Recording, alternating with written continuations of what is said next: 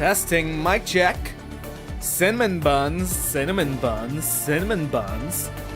Hello, hello, friendos. My name is Nez.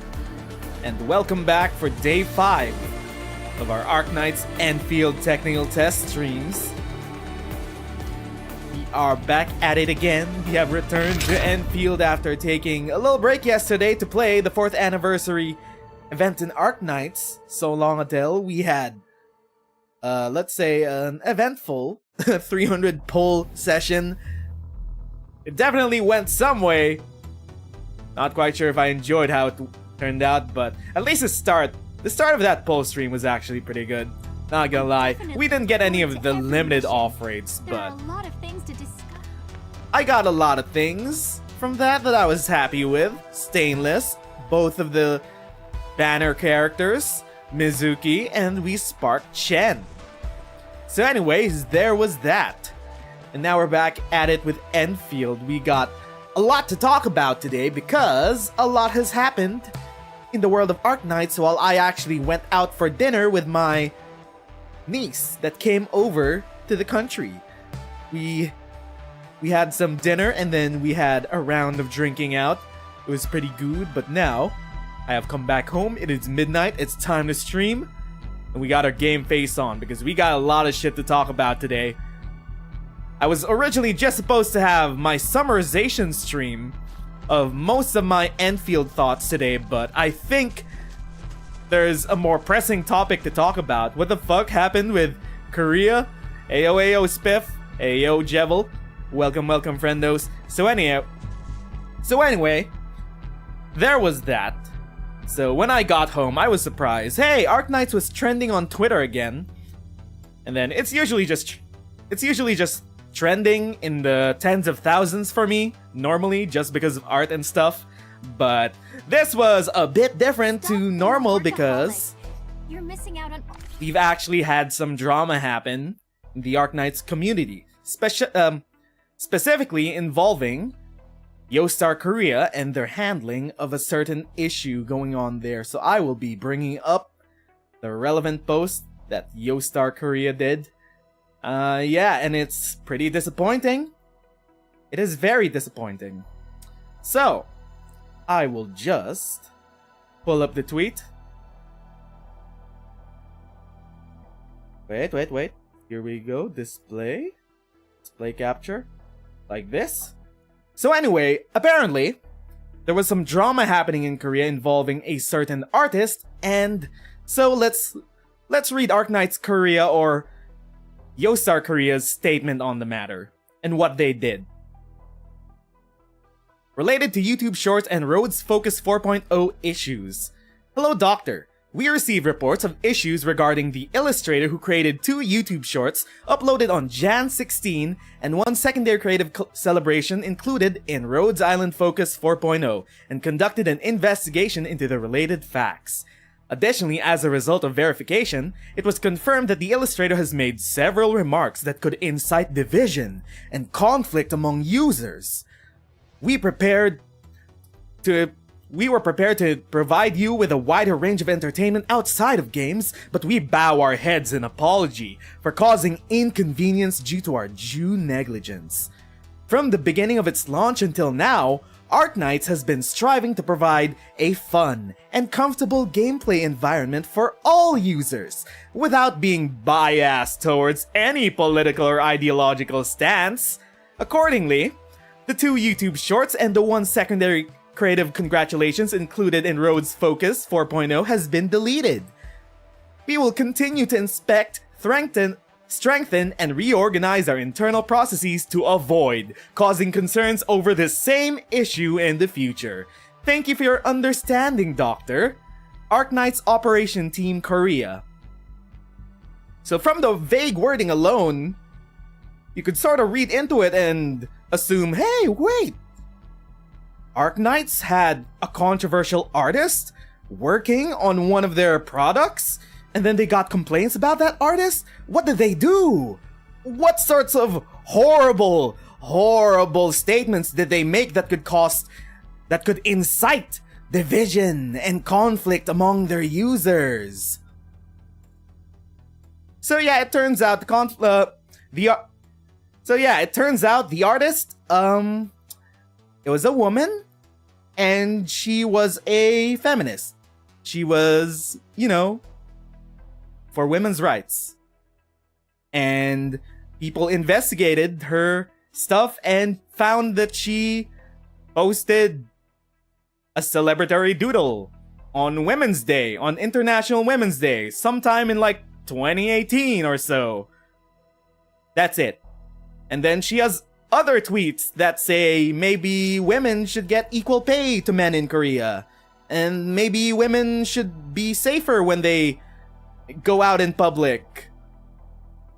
That's the controversial things that she said, and why she is no longer working with Arknights Korea. So, Yostar Korea is on some incel clown bullshit at the moment. They are on some deep incel clown bullshit, capitulating the South Korean incels. Bruh. So they're no longer working with an illustrator just because she wants equal pay for women. She wants women to feel safe in society, and she drew a doodle on her Twitter on International Women's Day. But then some South Korean gamers might be like, actually, feminism in Korea is much different compared to feminism in the West. It's actually extremist. Yeah, okay, sure, bud. Sure, bud. Yeah. Because there were radfem groups in Korea, but anyone that is experienced in direct political action movements would tell you is that it is a common tactic by reactionaries to discredit political movements by painting them as extremist monoliths. Because most political movements do not all think the same. People could have different ideologies within one single framework of political ideology. And especially with the extremists, most of them are the minority. And so, if any South Korean incel tries to tell you, feminism in Korea is actually very dangerous. It'll poison society. Just take them with a grain of salt that maybe they might just hate women. Maybe they might just in fact hate women in general. So there's that. And so far there has been a shit ton of backlash to this because holy fuck, look at this ratio. 244 likes, 5,300 retweets, and quote retweets. Did they actually fire the artist because they heard that she wasn't actually fired, they just forced her to delete the post? I mean, it's practically the same thing. If they say that, if they took down her work that she did in the past retroactively after learning her stances, which she tweeted about 5-6 years ago, why didn't they investigate it any earlier? And they said they're gonna continue this. They're gonna continue monitoring their internal processes to make sure this doesn't happen again in the future, so it's practically the same thing. They're no longer working with this illustrator because they need to make South Korean incels happy. And this is pretty laughable because do they know what video game they're playing? Do they know what kind of video game Arknights is, or what kind of story Arknights has? Do they know? Because from the beginning of its launch until now, Arknights has been striving to provide a fun, comfortable gameplay environment for all users without being biased towards any political ideological stance. Bullshit! Yostar Korea does not know what Arknights is about. They have not read this game. They do not know what this story is about. Bullshit! This Arknights is a very politically charged game. In a very clear leftist stance. Even more so. They got civil wars and women that can punch people half to death, okay. Yeah, like, there are so many well-written women in Arknights, and the idea of gender being a conflict of issue within the story of Arknights has never been a problem. It has never been a thing. As far as we could tell, at a glance at most of the stories in Arknights, Arknights just rolls with well-written women, with well-written men, with well-written stories in general. And I'd like to pull up this example by Twitter user Aylin, and Aylin has some receipts from various stories in Arknights. Sure, okay, Arknights, famously apolitical and has no ideological stance. We have the issue between discrimination of the infected in Lungmen in the main story. We got the issue between the discrimination with the Tarans, aka the Irish, in Victoria. Like, this is a one-for-one conflict that they pulled out of real life. The Irish were colonized by the British. We have the issue between discrimination with the Sarkaz and everyone else on Terra.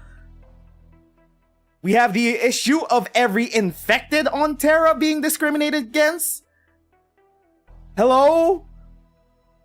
Yostar Korea, do you know what game you're talking about? Completely apolitical game, by the way. But sure, women, feminism, bad. Crazy statement, actually. Main arc, at least from what you've read up to chapter 8, is filled with political matters. Like, come on, man. And it just keeps going with most of the stories in Arknights. Like, maybe Arknights is pretty anti-fascist in a very clear way, but somehow Yostar Korea's like, nah, dog. Women just be inciting violence and division. Can't have that in Arknights. Can't have them inciting division between males and femoids. So, yeah. Yostar Korea on some incel bullshit at the moment. They capitulated to incel complainers about one illustrator which they found out just did some pretty cold takes on women's rights. And now they're no longer working with Arknights, and they're gonna monitor further products in the future to make sure this never happens again. What does that fucking mean? Are they gonna ask every woman that they work with in the South Korean scene of Arknights if they ever think women should have equal pay? Bro, Yostar Korea dropped the fucking ball, dude. Clown shit. This is clown shit. They're just saying whatever just to keep the money rolling in Korea. And this is not an isolated issue. Like, this is a pretty consistent issue in the gaming industry scene in Korea. Korea revenue is so low, just drop them. Base take. Like, this isn't isolated in just this specific event in Arknights. We have other Korean companies that has participated in the same kinds of discriminatory tactics or business practices. Most notably, all the drama that happened with Limbus Company and their devs. All the drama involving Nexon and their Blue Archive simps. So, there's something in the water in Korea where a lot of the incels have this much purchasing power where gaming companies will just capitulate to them no matter what.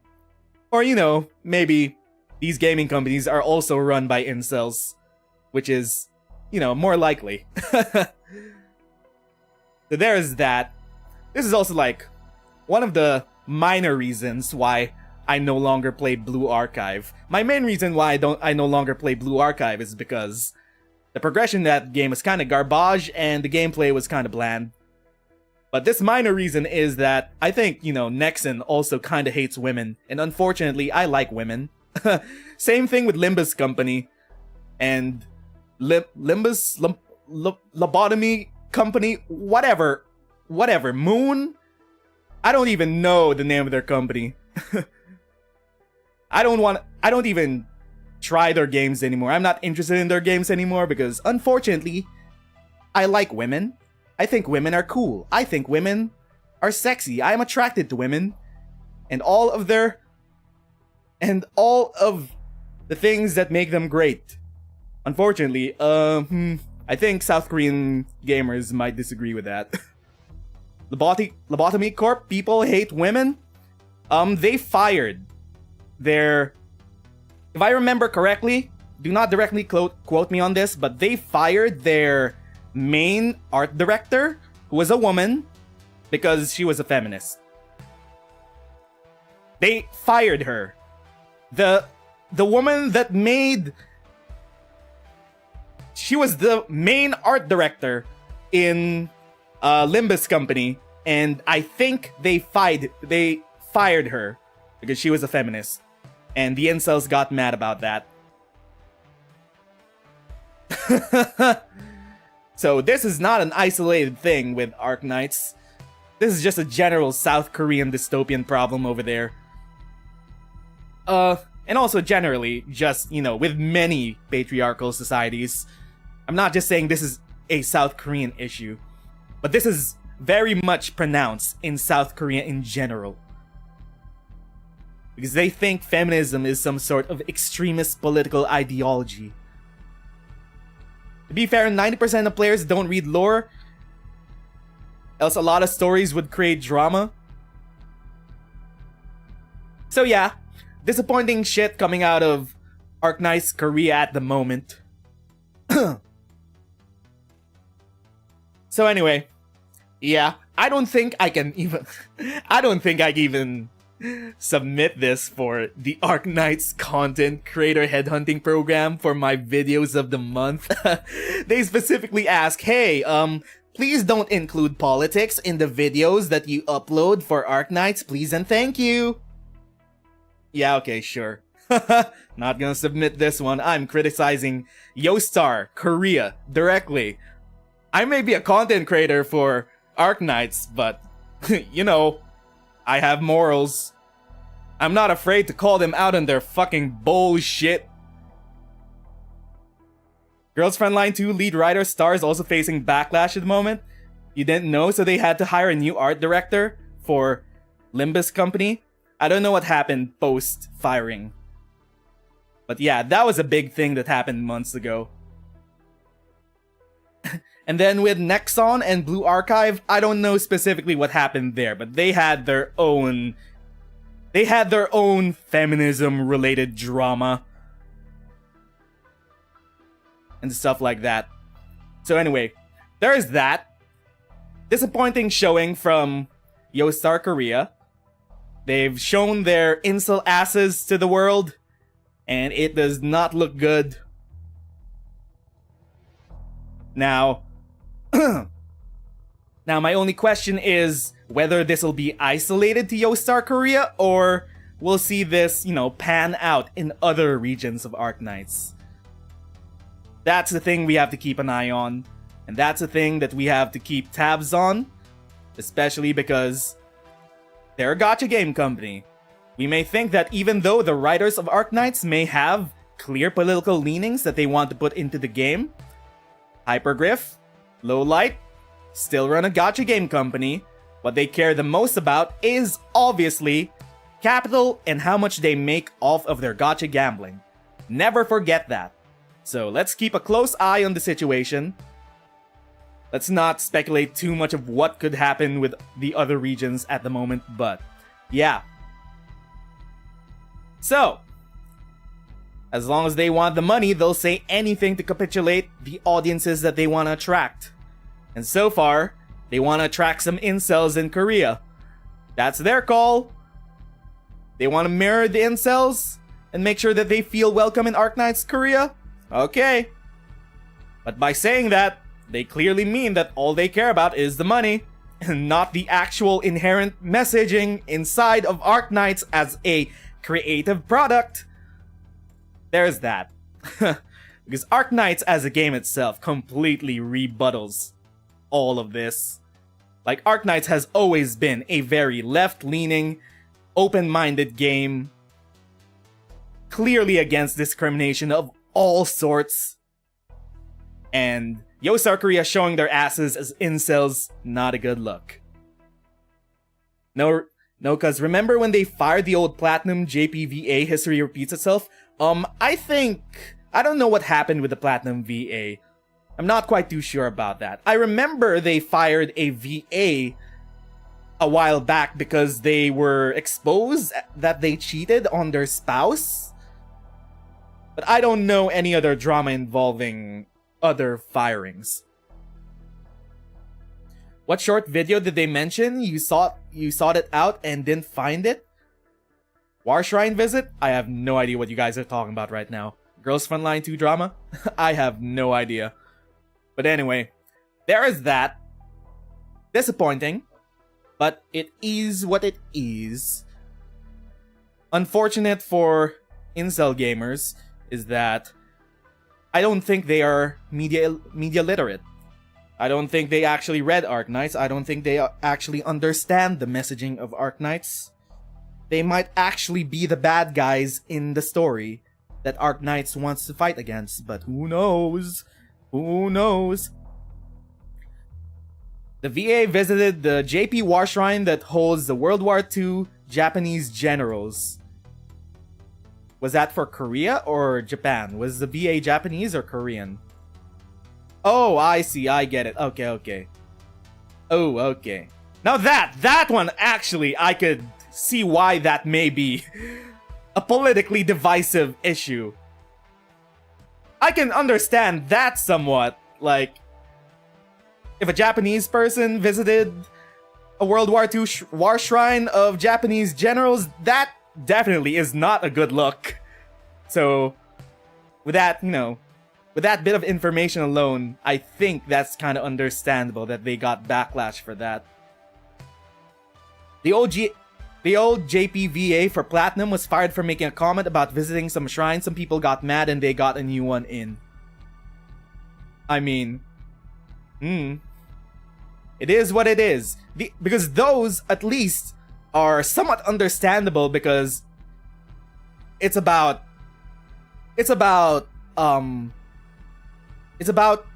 inherited trauma over a very complex series of events and wars that have happened between both Japan, Korea, the entirety of Asia, so that's a bit more complex to talk about. But this one's mostly about just women getting equal pay, women feeling safe in society, and a woman just making a funny doodle for International Women's Day.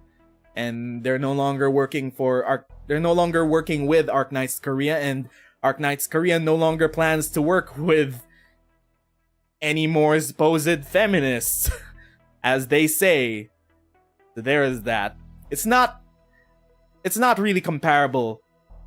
It's more of a case-by-case thing. But this one, I think it's pretty clear-cut that Arknights Korea did some clown incel shit. So there's that. That's the drama that happened. Anyway, good way to start the stream. What immaculate vibes we're starting out with. HG is making 3 games at the moment. 2 of them are non-gacha games. I feel in the future that they might become more than just a gacha company. Well, with Endfield specifically, they are no longer using a third-party publisher. They are self-publishing, which is why they made Griffline. Griffline is Hypergriff's direct publishing unit, which they established in Singapore. It is the direct international publishing unit, which is in charge of Endfield. So it's no longer Yostar that's going to be distributing Endfield and publishing it. So who knows how Hypergriff themselves will handle issues like this. That's what we should keep an eye out for. If they drop the ball in certain places, at least I, as a content creator, am gonna call them out. I don't know about any other Arknights content creators or if they feel any way about this. At least I saw Zafang talk about this.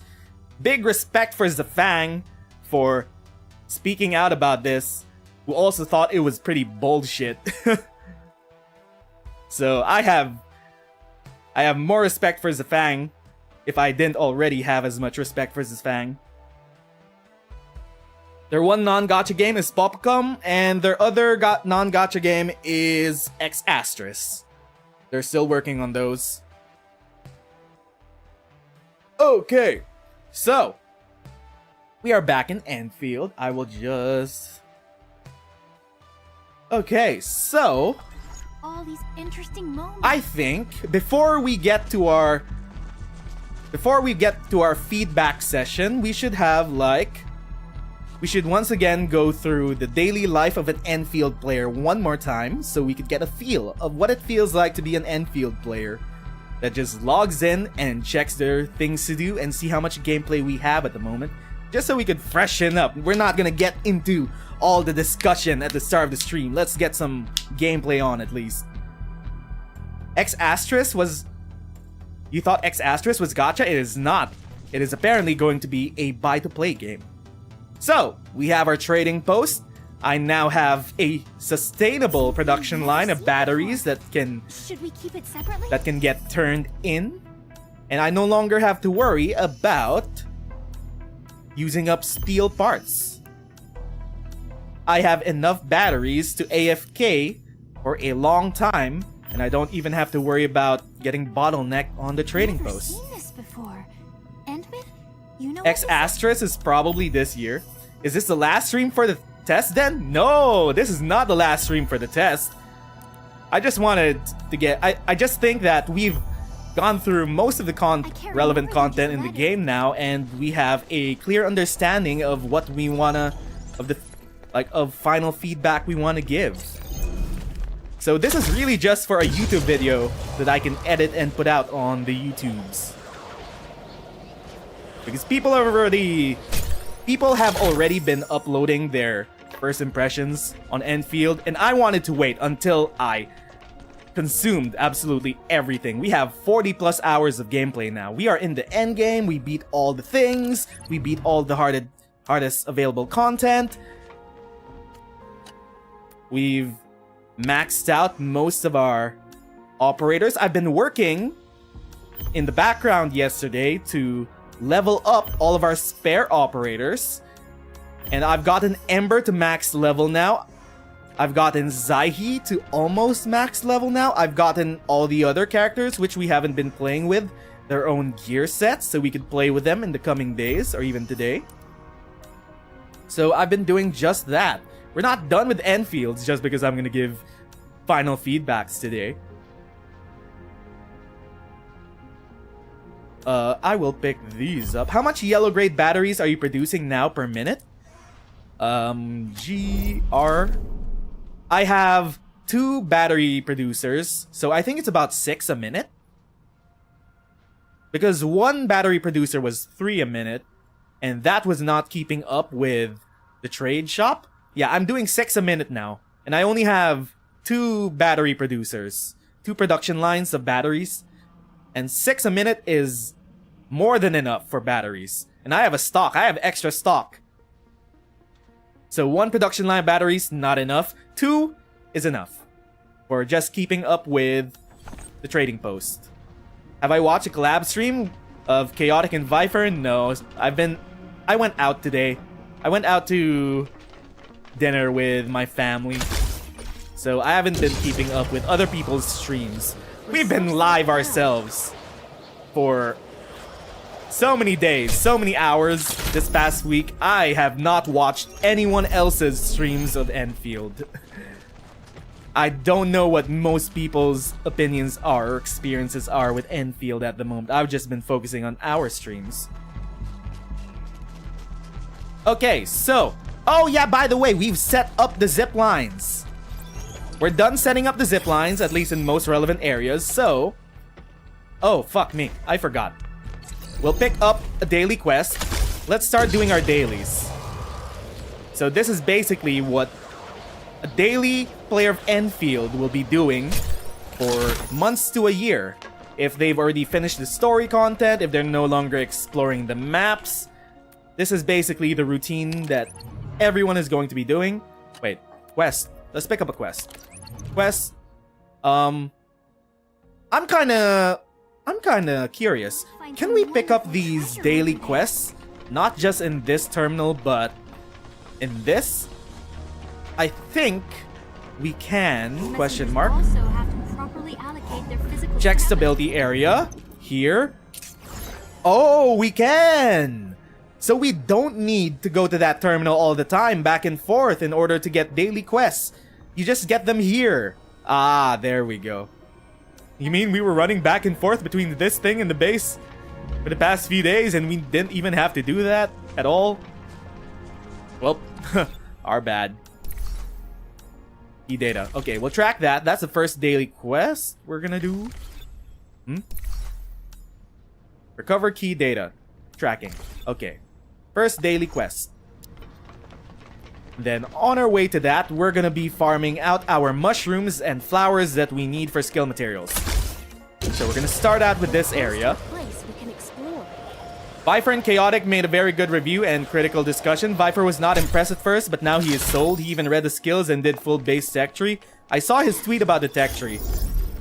I didn't really think Viper was a sort of simulation, factory simulation kind of gamer, but apparently something awakened in him. This game awakened something in him. These are my zip lines.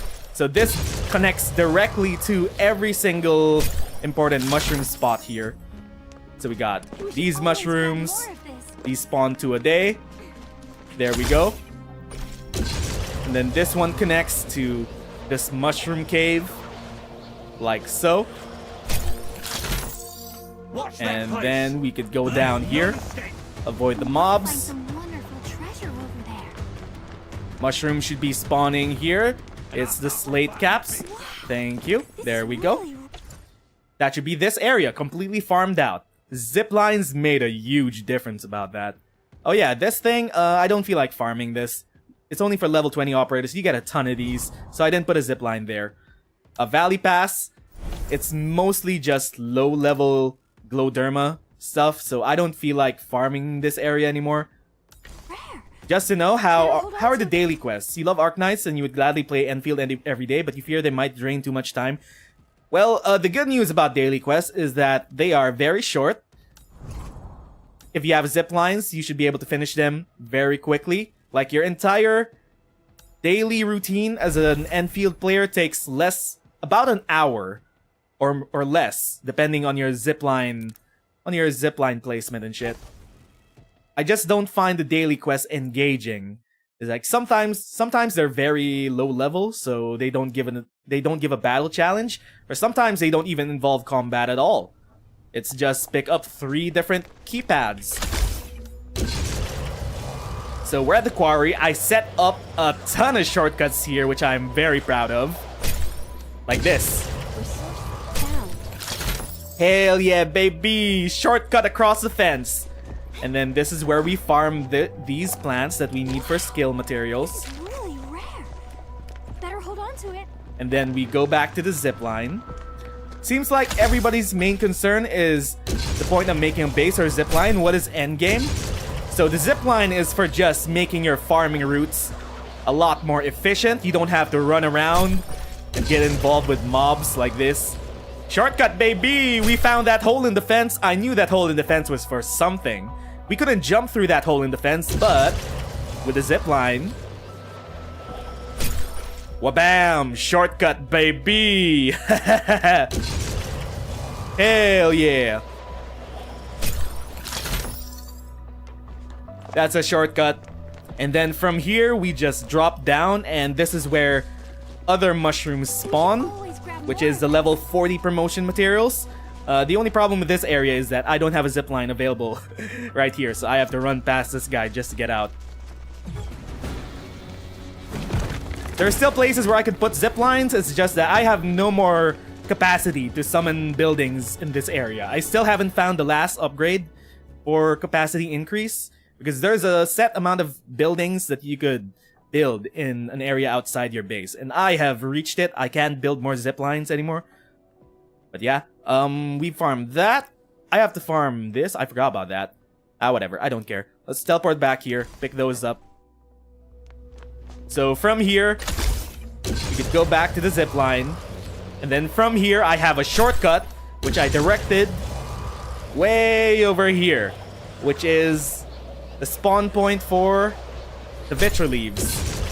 Shortcut, baby! There they are. Shortcut! So, Really rare. your farming route in Better hold on Endfield to it.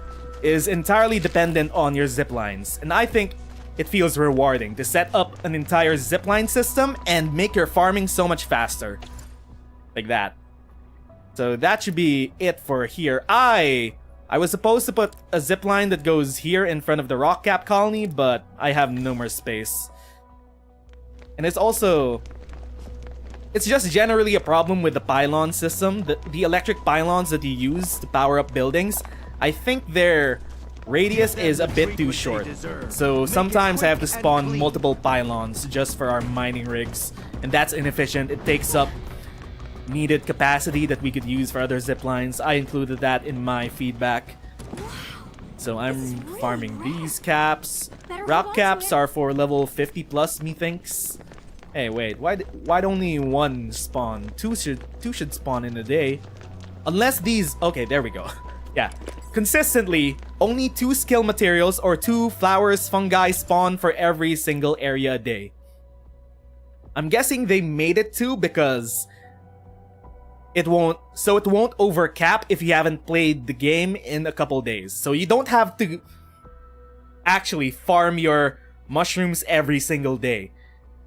I'm guessing there are like maybe 6 nodes of plants in each area. And maybe you could like take a break for 3 days and you could wait for all of those to spawn at the same time. And then you could farm them out in just one go. So I actually kinda dig that. It doesn't encourage daily logins in that way, at least. I like that about it. So let's go to the Originium Park. This is where our first daily quest is at. We're gonna be going down our farming route, and then along the way we'll pick up the daily quest and do that. So we'll spawn here.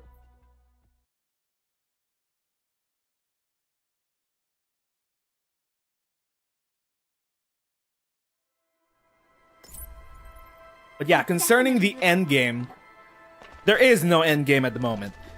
This tech test really is just testing both the story and the actual game mechanics. I don't think there was a designed endgame for this tech test at the moment. So that's still something to look forward to. Thank you. This is really rare.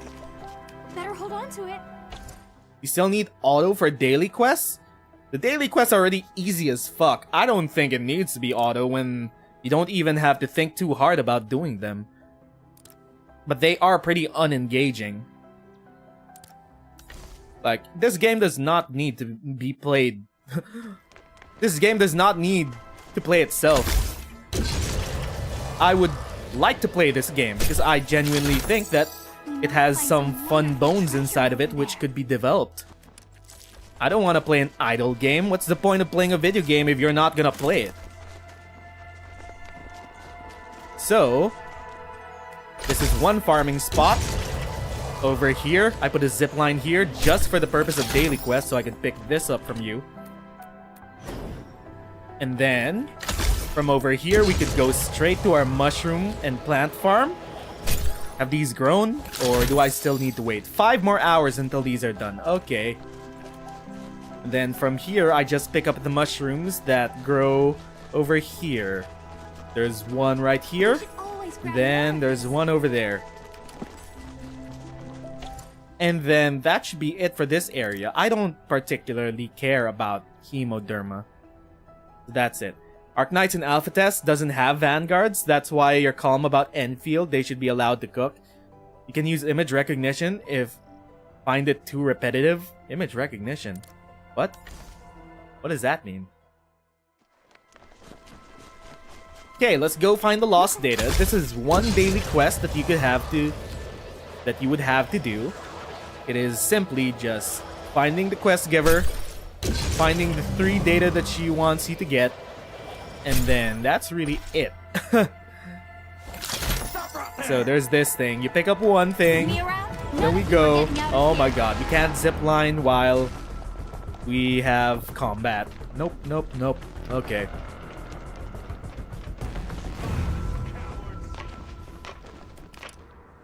So, whoops, wrong thing. Stop, skip, can't read. So we pick this up. That is 2/3 of our daily gameplay. Wow. To automate the daily game loop. You wonder if HG will plan for Kristen when she appears on Endfield? I don't... Kristen is not a long-lived race. For sure, she's probably just dead. Like most Arknights characters in Endfield. She's a dog. She's a pharaoh. I don't think she's a long-lived sarcas.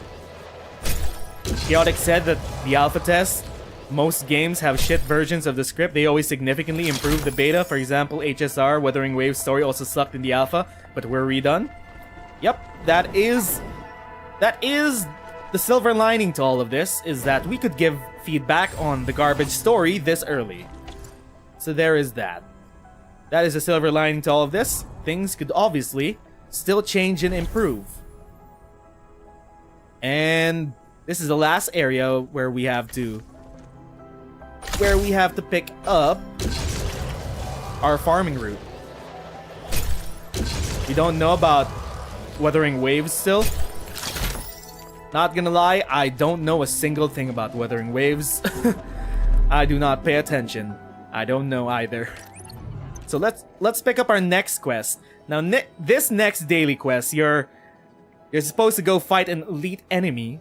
So it's level 48 plus. It's not even max level. We're level 70 plus. We're just gonna delete this boss no matter what.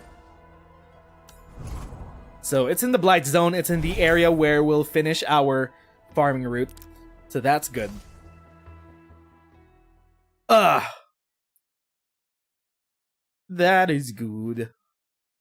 So yeah, how it's barely even been an hour since we started. Barely even 30 minutes since we started doing our dailies, and we are almost done with our farming route plus daily quests. So not even a full hour of content if you're concerned about dailies taking too long. I'm just concerned about dailies being unengaging. I don't care if they're short, I just wish they were a bit more engaging and interesting. That's it. Endfield right now has more interesting NPCs. The main characters can be spicy and engaging, in your opinion? I respectfully disagree. I think almost all of the characters in Endfield are bland, one note, badly written, and badly emoted. So I respectfully disagree that that this game has interesting NPCs. The NPC I like the most is Fiona. Fiona, my love! Fiona's my wife. She is my Endfield wife. I claim her. None of you could have her. I have prematurely claimed Fiona as my waifu.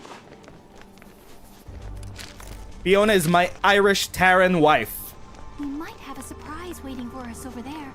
Maybe we should take a Maybe look. 6 stars will be more spicy. Well, Enmin's a 6-star. And they're one of the blandest characters in the game. How did you claim her? I just did. With my voice. With words. With words! How do we get here? So, I just dropped there. I didn't need to put zip lines here because these 2 farming spots are right beside the teleport spots. And this one's the only thing that's just out of the way. So let's just go for the daily quest first. We're gonna go fight this guy. He's way over there. She is spicy too. The Endmin is smug spicy. I'm gonna include that in my feedback of the Endmin. Because generally, I'm not a fan of the Endmin. Nope, not a fan at all. Who would win, the Doctor or the Endmin? Pre-amnesia Doctor, I think, would lobotomize the Endmin. Post-amnesia Doctor is a goofy dude. Goofy gal. Goofy non-binary pal. Well, the Endmin's just plain goofy at the moment. Not much characterization outside of the multiple... Ah! I didn't know that you could fall out of bounds. Huh? What? There was a hole? There was a hole in that bridge? Wait, what? Where did I fall? Huh? What? Where did what? Which hole did I... This hole? Oh my god. Bait. So that's the first time we've fallen off the map, and apparently it takes 40% of your HP. Huh, interesting. That's interesting to note. Hi, hello. Who do you want us to kill? There's a boss elite somewhere. It's all the way on the other side. Can't it be any closer? Also, without a doubt, my biggest feedback is the fucking load screen. The load screen is so bright. It just flashbangs you every time you TP into a teleport spot. You need to go through the other side. You need to go around the long way. Do. No, I don't want to hurt you. Stop, cease, desist. And that thing's just running away from us. Bye. So... Oh, okay. It's a worm. It's a worm. It's a level 47 worm. Hi, hello. With me, regroup. Time to give you a show. Worm. End this in one move. Oh, weakness.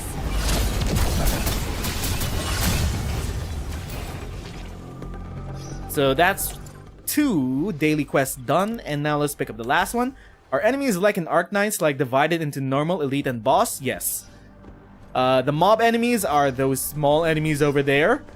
Elite enemies, you could sort of recognize them at a glance. They are bigger than usual. Like that's an elite enemy. And some elite enemies are red, which makes them spicier, which makes them extra dangerous. Extra dangerous. And then boss enemies will clearly have a boss health bar. And yeah, you can see that. You can find So, lower your guard. let's bring over... So this is another one of those kill an elite quest, or...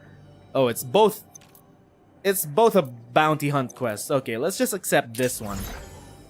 Place is safe. And we are done with our farming route. So now we only have one quest left. It's in the same area. It's over here. Okay.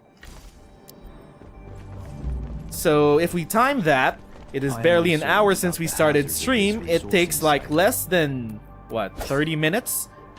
Less than 30 minutes to do your farming route with zip lines and finish your daily quests. Spend sanity, we still haven't done that yet. We are capped on sanity right now. That's the last thing you would do as a daily Arknights, as a daily Endfield player. Wait, what? Oh, it's on. It's over. It's all the way on the other side.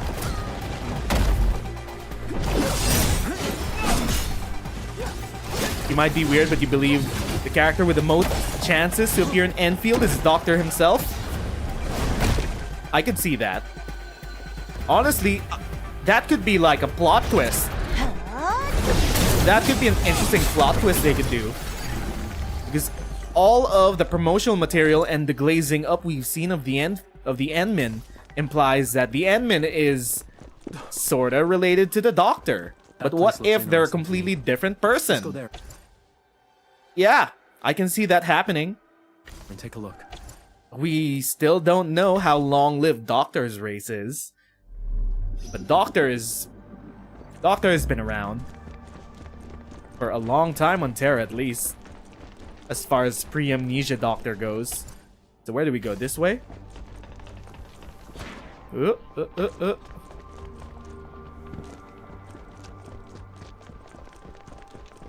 And then we kill this. Oh, this one. This specific bounty quest. It makes you fight double Giga Spawn. No, 1 giga spawn. Oh! Last time I did this, there were 2 giga spawn here. But anyway, yeah. Hi, hello.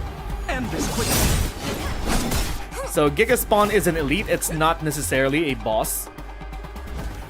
It's just a fun little elite that you can fight. Ooh, scary. Look at him go. And I don't even have to care about him damaging me because we are so over leveled. Like, at this point in our power progression, we are not threatened by anything. So, at least dailies are going to be easy for those that are concerned about the difficulty of daily quests. If you have a level 70 team, you could just steamroll all of these guys.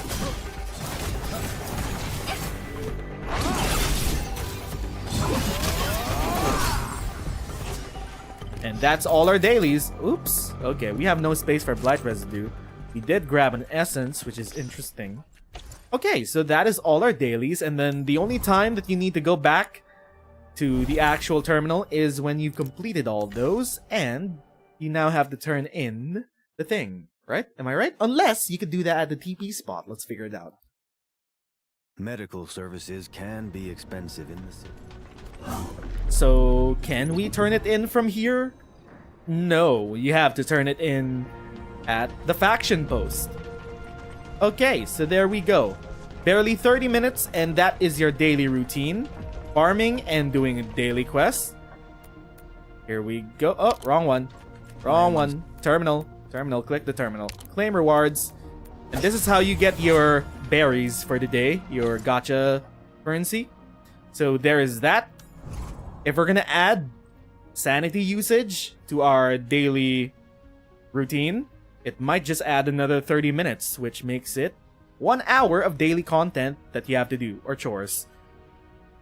So, what do we want to actually spend our sanity on? If Lone Trail is something to go by, the doctor is definitely older than Kelsey. I'll contribute to the Yep. best. I'm getting some decent progress in my research. So far, In our case of progression, injuries, notify me first. I've maxed out the levels of Fial, Angelina, Wolfguard, Chen. Understood. Enmin is at 40, Perlica's at 40, I love Avuena's at 40, Before you Zaihi's at 54, Ember's at max. I got them gear. Blessed. I crafted them gear. We got some artifice gear. We could do some In case of artifice injuries, gamba. Notify me first. Weapons, I'm still 50 with this, 60 with this, 70 with this gotcha weapon, 70 with the Chen's blade. Understood. I haven't leveled this, haven't leveled that, haven't leveled this. Blessed None of be those. Talos, the root of... In case of injuries, So I notify think, me first. I'm getting some decent progress in my research. we should try to complete at least the Tower of Will. There we go. Do I have any more XP for the Tower of Will? No. So we might need to visit the Credits Rift and the Weapons XP Rift. So let's go to the Credits Rift first. Although, you do have a consistent supply of credits outside of We should look around this place. using sanity with the trading post. Because endgame trading post stuff, they give you 1k credits each, which is pretty sizable when they stack up, like this. So they give you 1.2k free credits by just submitting batteries that you could make overnight. A new item. but There you go. nothing too And then you could special. also use these credits to buy these trade credits, trade certs, to buy I have a funny name. gear from Go ahead. the and faction laugh about depot. it. I won't mind.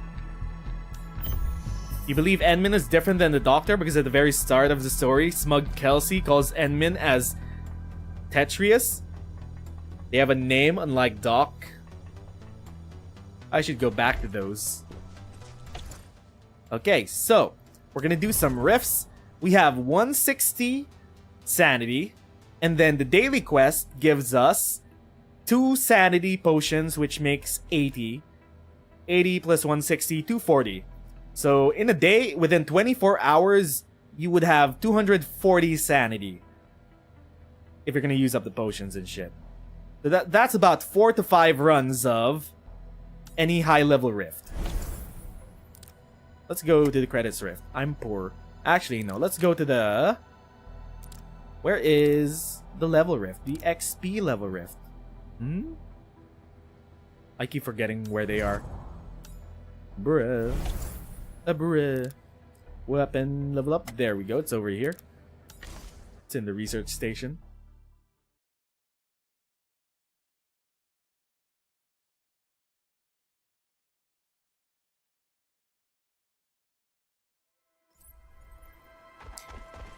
And then we could use our zipline to get all the way to the rift.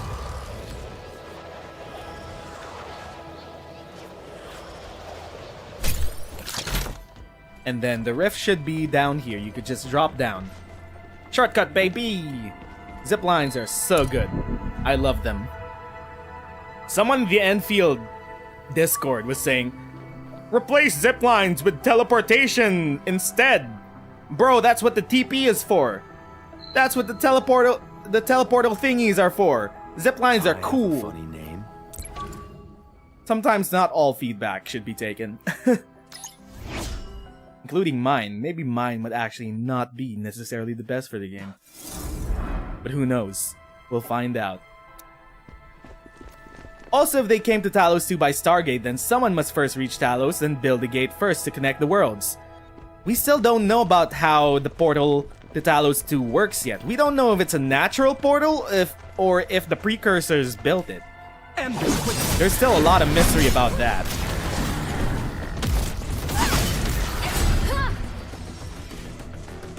Zipline is a better option, yeah. It feels very rewarding to set up a zipline system and then it just breezes you throughout the map. A teleport is just a load screen simulator.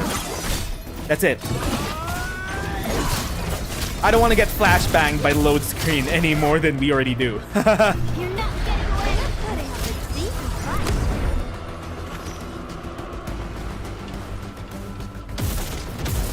Although I do think that the ziplines, eventually they should maybe like add longer and longer zipline tiers. Because as of the moment, it's only 110 meters. It's your route. I feel like they could like extend it just a bit more to maybe 130 and it would be good. It's all right. Because Find a ziplines way to treat this. Ziplines also sometimes are kind of unintuitive because it says they're as long as 110 meters, but it also takes into account elevation. So if you have a zipline from an elevated place, sometimes it won't reach a lower place just because, even if it's within 110 meters, just because it takes into account elevation. So that's something jank about it. But I do think ziplines in general are a very fun and rewarding way to optimize and personalize your traversal around the maps. It is rewarding to set up your own ziplines and then finally use them. The wolves shall finish this. It's like a puzzle in itself. You solve the puzzle and then your reward is you have a faster, more efficient farming route. Gravity And it's falls not and so shall you. it's not as simple as just giving you a mount that makes you run faster or avoid terrain or, you know, fly above terrain. There's actually a puzzle to solve, which is the zipline placement. Okay, so thank you for the XP. In sci-fi, Stargate works like a wormhole theory and requires infinite energy to connect two portals. Sometimes only the precursors could build. Guess we'll find out how it all connects eventually, or maybe we won't. Maybe they'll just completely ignore the portal. I really Who need knows some what they'll do exercise. about it. My turn to have a Okay, good let's day to level see up. progress in my research. The Tower of Will finished this up. Oh, wait. 4-star and below. There we go. Then we got a refund of any excess. I do love that about this. So Tower of Will, maxed. Angelina should be complete. Like, there's nothing more we could improve about her. We got her stuff. I could make some artifice gear for her, but that's already min-maxing. Skills maxed out. Level maxed out. Weapon maxed out. Okay, Angelina's complete. Kagurabachi's complete. Chen is complete. Oh wait, no, it's skills. Chen still needs upgrades. I'm getting better in this fighting style. Do I have any more Vitrolilies to max out her Blade Gale? No, I do not. Gotta wait for a bit before we could max out her ultimate. Standing by. I'm getting some. I'll contribute to the best of my abilities. Other weapons we could upgrade. The Quartzite Edge. Got something. I really need. In case of injuries, Might as well. We could tune this. Ooh, I don't have any heavy cast die, so I think we should stop by. We should stop by this place for weapon tuning.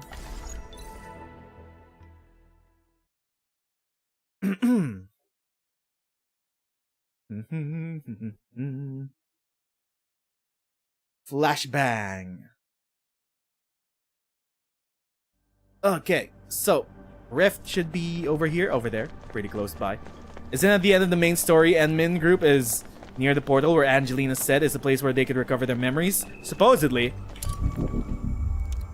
We're assuming that is the entrance to the portal. Could be something else. But yeah. I hope everyone comes back safely. But it's kind of weird, like, if humanity came through the portal in the north, like the portal in the... Wouldn't humanity first build civilization around that portal? Why is the portal just out in the wilderness? If more people from Terra want to come to Talos too, they need to come through the portal. So, it's kinda confusing that the portal is supposedly just in ruins and shit. Unless no more people from Talos too, no more people from Terra can come here for some reason. Maybe that's why? Guess we'll find out. It's yours. Merely a flesh. You're not getting away.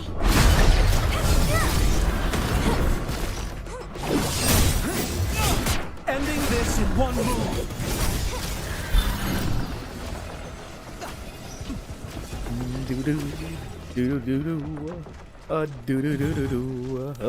It's your move. 1, 2, 3. Then we cancel the animation. I'm still in shape. Don't let your guard down. Whatever. The treatment they deserve. I don't need to think too hard. Quick and clean. I just phased out of it.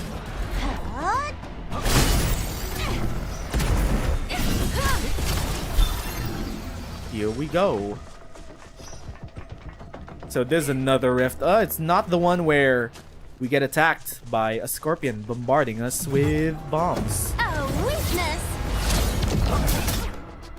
You had a chance. No rest for the weary. Parry.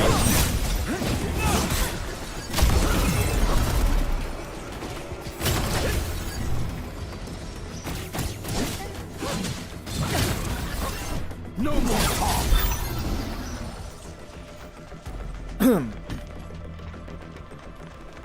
Okie dokie. So with this, we could promote the Quartzite Edge, get it up to 50, and then we could level it up some more.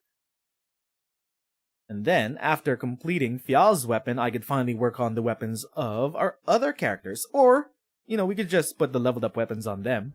But I want to test out their signature gotcha weapons with them to see how much they synergize. Tune? Oh, fuck. I have to go one more time. It only gives you 50 for the max level one, and you need more or less double of this to promote to 60. I feel like you're gonna need a lot of these promotion materials for weapons, way more so than actual operators. Ah well, whatever. We might as well spend our sanity.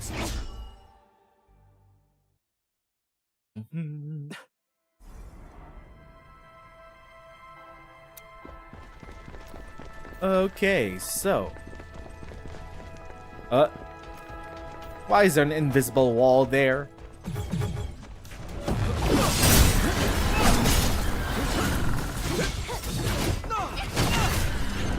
You had no chance.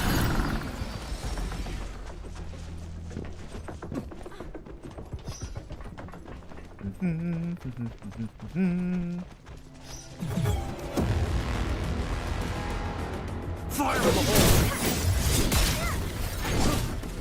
Nothing to worry about. We'll tend to it later.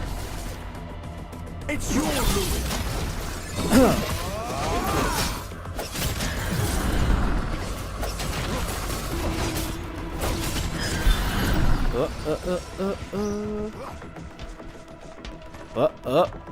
Are we allowed to fall off? No, only in the open world are we allowed to fall off. I mean, I think it would have been interesting if they allowed out of bounds inside the rifts, because if there were any skills that, well, there are skills that give knockback, but if there is a wall, you'll actually break some more stability if you knock them back into a wall.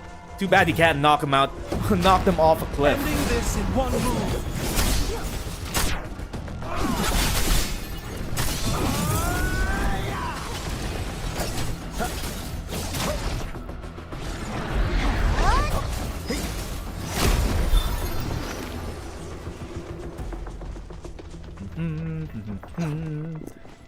Okay. After this, we should be able to promote the quartzite edge. Animation cancelled. I didn't want to be locked into that animation. I wanted to go straight for Chen's skill. You're not getting away.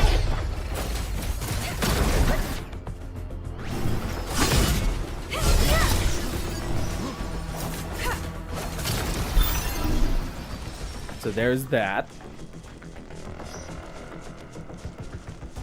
Okie dokie, that's all the natural sanity out of the way. We still have 2 potions that we got from the daily quests.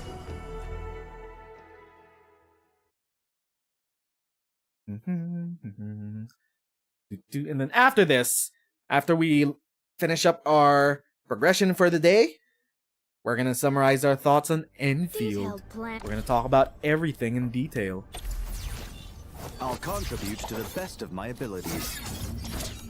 Our thoughts on the technical test, at least. Moat. There we go. Upgrade. I'm poor. I need to go to a credits rift. Good thing it's nearby. Relatively nearby. Flashbang. Flashbang.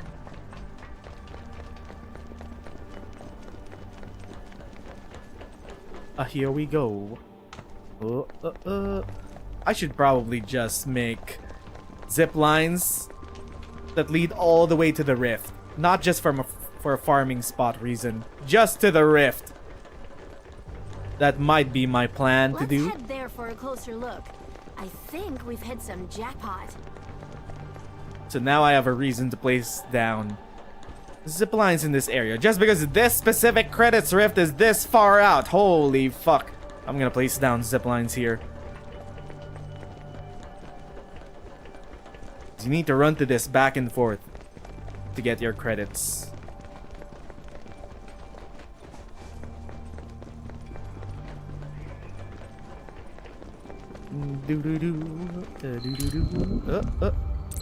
Okay, here we go.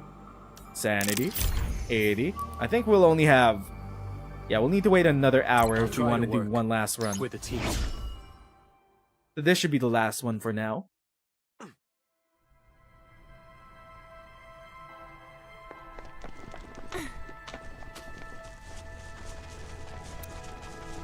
And that is like about an hour. Yep. Hand over your stuff. With everything combined, our flower fungi farming, daily quests, and spending sanity, it's an hour of gameplay every single day as your daily routine in Endfield. At least for now. I'm going in. It's your ruin. Trying to do this. No rest for the weary.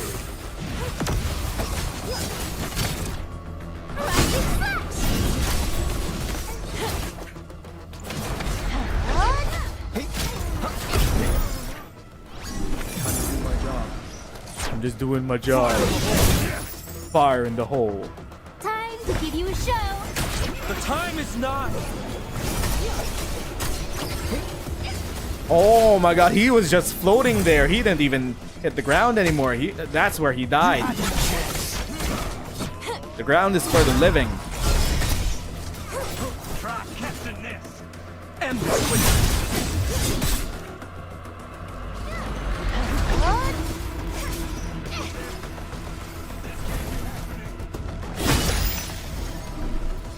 Okay, that should be that. Claim rewards.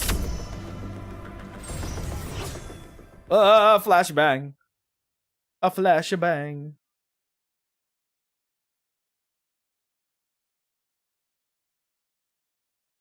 Okay, so Spar with me when you have the time. we won't have enough to promote this all the way up to I'll 70, contribute to but the best 60 of my should be good for abilities. now. The quartzite edge. The quartzite edge.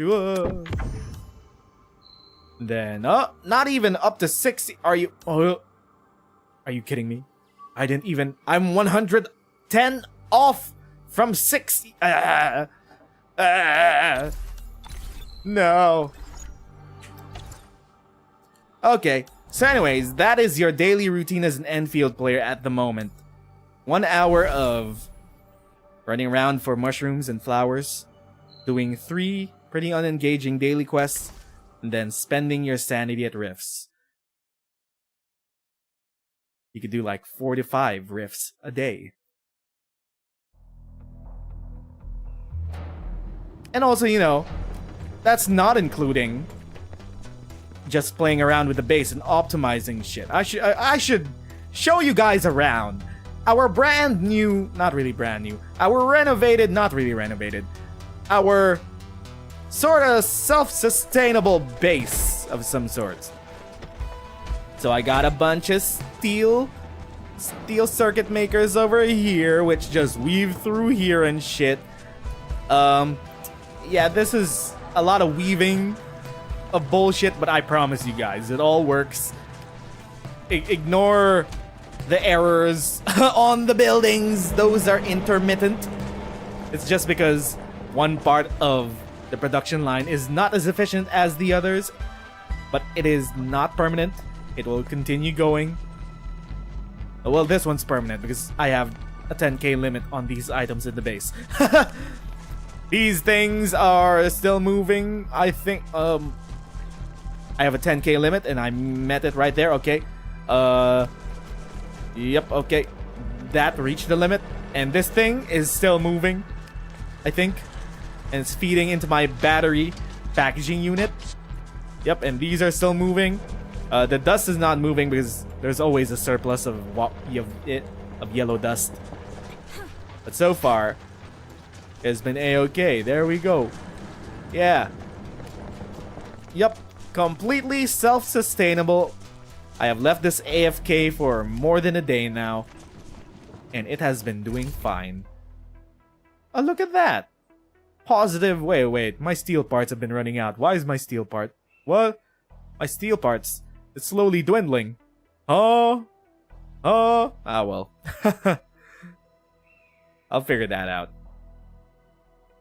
There's a shit ton of sand leaf powders surplus. What the fuck? Batteries. So for some reason...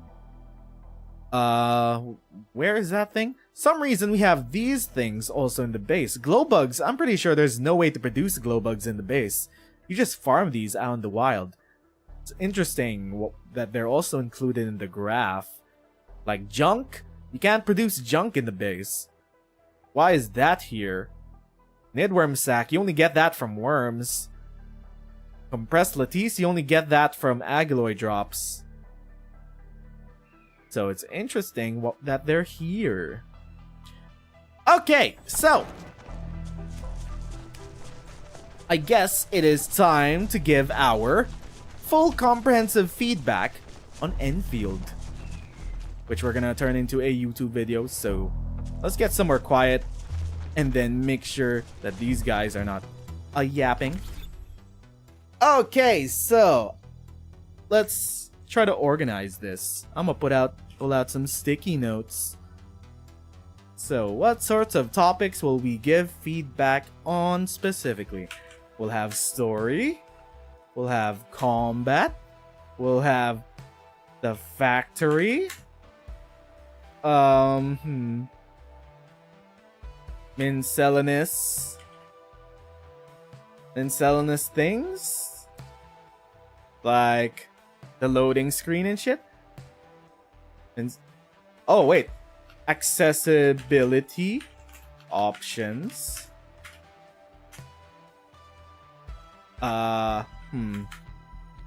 What else?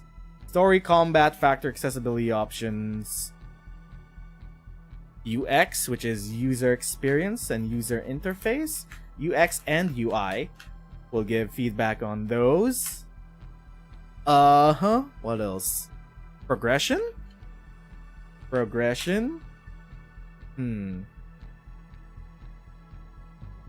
Difficulty? But that's like in combat or something. Progression is...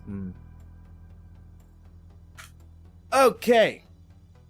I will just be right back, refill my water, and then we'll get started on giving our feedback for Endfield.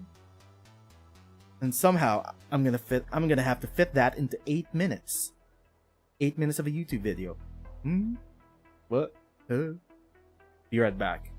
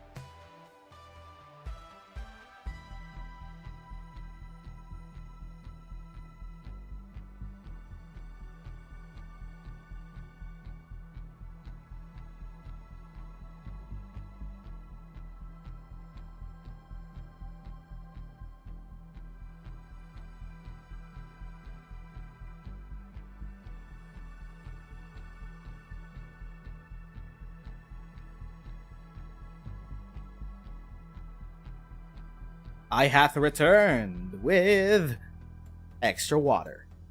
Okie dokie. So, doing a little stretchies. Let's get this YouTube intro going. Just with the usual. Hello,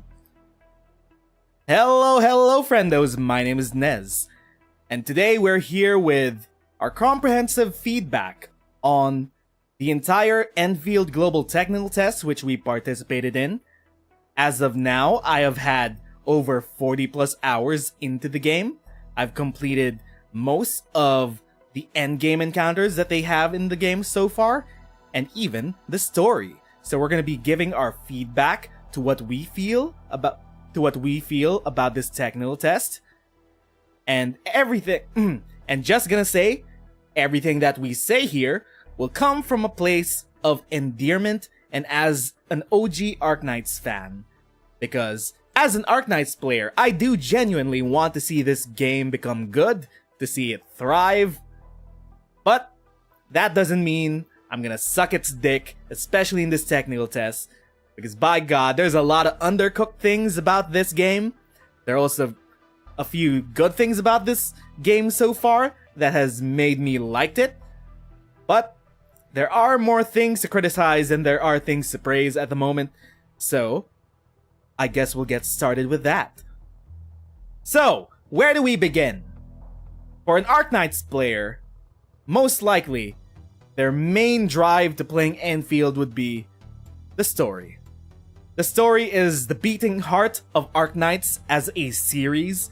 It is what gets people parasocially attached to these characters, to these worlds, to these locales in Terra.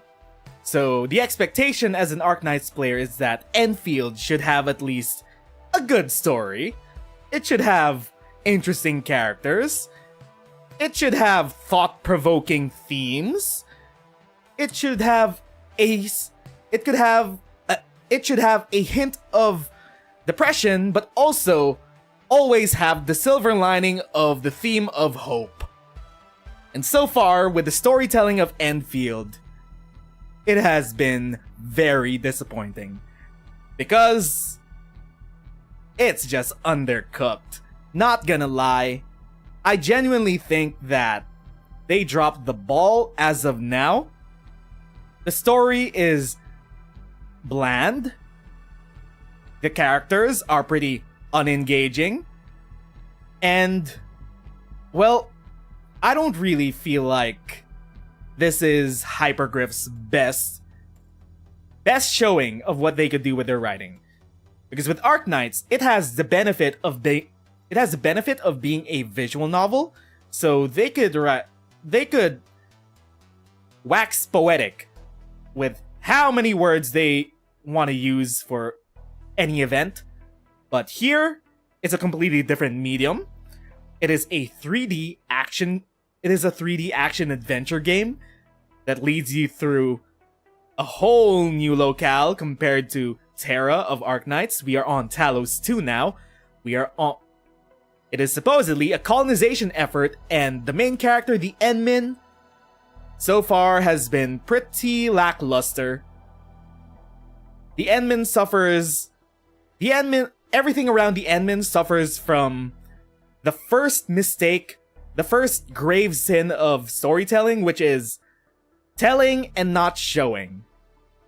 Like, video games are not only just a visual medium, they're also an interactive one. It's not like a book or a visual novel where most of information will be relayed to you in dialogue and written text. This is a 3D rendered game with cinematics, with cutscenes, with direct character interactions between character models you can see on screen, and I genuinely think that as of the moment in the technical tests, their character acting, it is very weak. Like, there are certain scenes in the technical test that could be very emotionally gripping, but the models have been lifeless and bland so far. The model acting, pretty stiff and stale, that it doesn't carry the scene well, even though the voice actors are trying their best.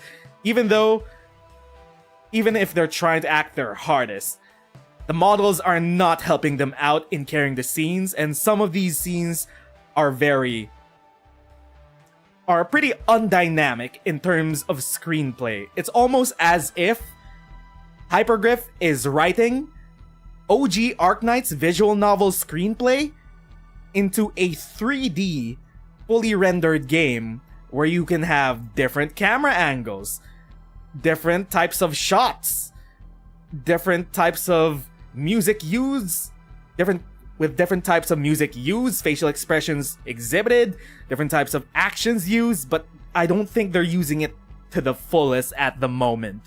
Many of the non-cinematic cutscenes have been very, very stale and visually boring.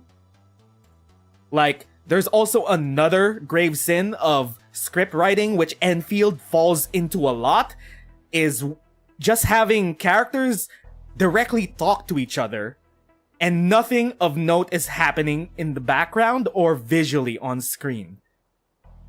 Because in movies, you don't just write two characters talking to each other face to face and that's how you write a dialogue scene.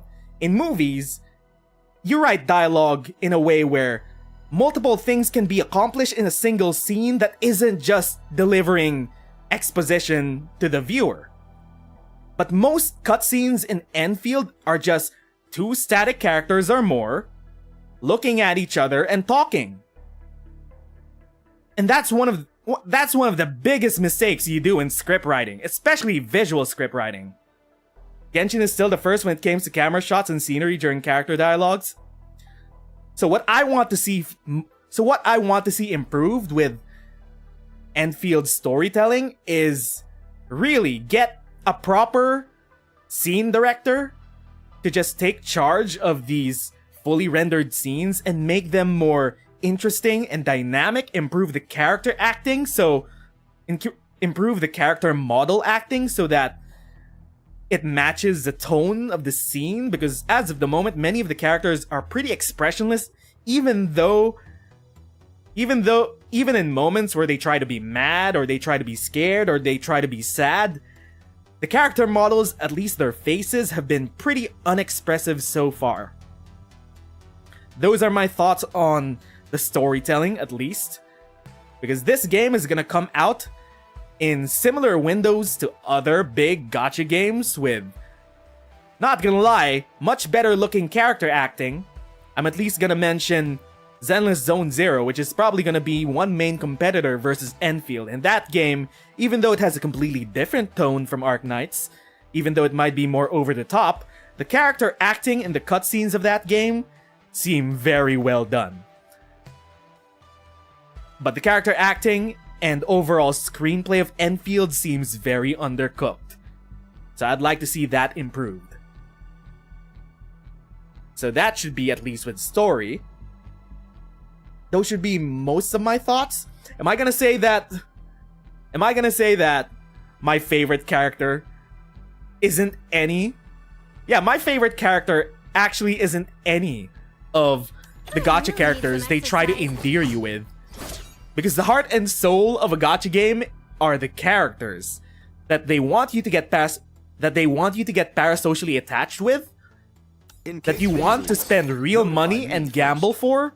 But so far, all of the introduced characters in the story, and they introduce a lot of them within a short period of time, but they're all pretty one note as of the moment. They have one specific character trait or trope that they lean into, and that's it for the moment. Look here, Edmund. Standing by. My turn to have a go. Got it. So I'd like to see them work a lot more on the characterization on all their different characters. My crusade is far from Because so far, I don't feel parasocially attached to any of these characters. The character I like the most in this game actually is not even a rendered character. It's a character you only hear through voice comms on the radio. It's my Terran love, Fiona. Because she only has a portrait on the side that you can see, and the reason why I still like her is because I've never seen her face emote. I've never seen her try to emote. She only has a static image, so at least I could fill the in-between things with my imagination. Also use a writer of Lone Trail to make the first few chapters. You want to have them go all in from the start, huh? Why not? Have them go all in on the start. The British voice acting wins. I do think that the British voice acting, even though I'm not a fan of the highly intonated type of voice acting they typically use for English dubbing in these anime adjacent games, like I really need some exercise. I'm not personally a fan of this type of voice acting. Leave the nasty bugger to me. Okay, that's some British coming out of Chen, who is supposedly Chinese. Let me show off a few moves this time. My turn to have a go at this, right? I'm not personally a fan of this, but I don't think the voice acting is bad. It's not for me. I get what it's trying to do, but it's not for me. And that's okay. I think the voice actors are doing their best with what they have. The problem is, I do think that the script that they're given and dialogue that they're given is not helping them out. So I don't fault any of the voice actors for the uninspiring performances that their characters give. Even if you said improved main story lacks the hook. So yeah, there's still the narrative structure. I'm trying not to get into spoilers with this feedback because we're gonna have to upload this. So I'm trying to avoid specific spoilers in the plot. But yeah, I feel like with the plot structure itself, there could definitely be a stronger hook. Because as of the moment, everything is riding on Enmin and them regaining their memories. At least from the start, this should be no surprise, but the Enmin is a self-insert character that a player would be allowed to get into, and there would be a mystery surrounding the Enmin, which needs to be unraveled. But half of the time, most of the characters just glaze them up like some sort of chosen one hero, and the other half of the time, you could attempt to characterize them. You could attempt to characterize them themselves with different dialogue choices, which don't really matter in the long run. It's just fun, creative things that you do dependent on the person. But yeah, the Enmin is so far one of the weakest characters overall. I am keen to see how they plan to address their so-called amnesia and addressing their lost memories. Whether they'll take the same route that they did with the Doctor in Arknights, or they plan for a different route. I just hope that they could actually make the Enmin a more interesting character overall. Because, well, being a chosen one and being glazed up by every single gacha character which people want to get parasocially attached to kinda gets grating after a while. So kinda give us at least some more background information, or flesh out the Enmin a wee bit more over the course of the story, and I'd love to see that.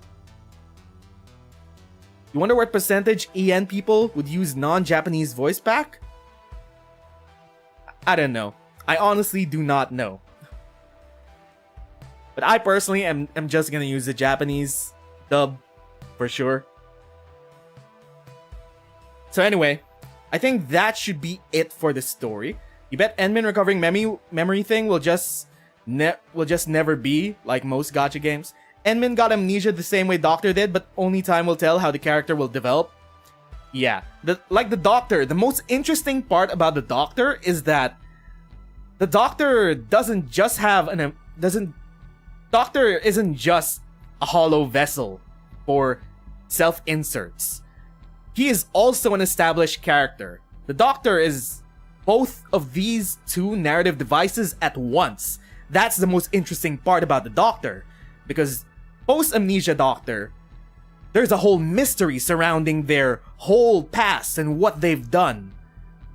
But Enmin is also mirroring the Doctor in the same ways. Problem is, there's a lot of glazing up the Enmin, and so far it's been getting grating, and Doctor has had the benefit of time with much more development than Enmin at the moment, with Dark Knight's memoir, with Lone Trail, with chapters 0 to 12.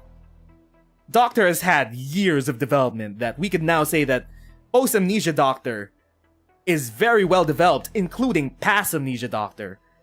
Enmin is still in that blank slate where they could do anything with her, but so far at the moment she's just yourself insert.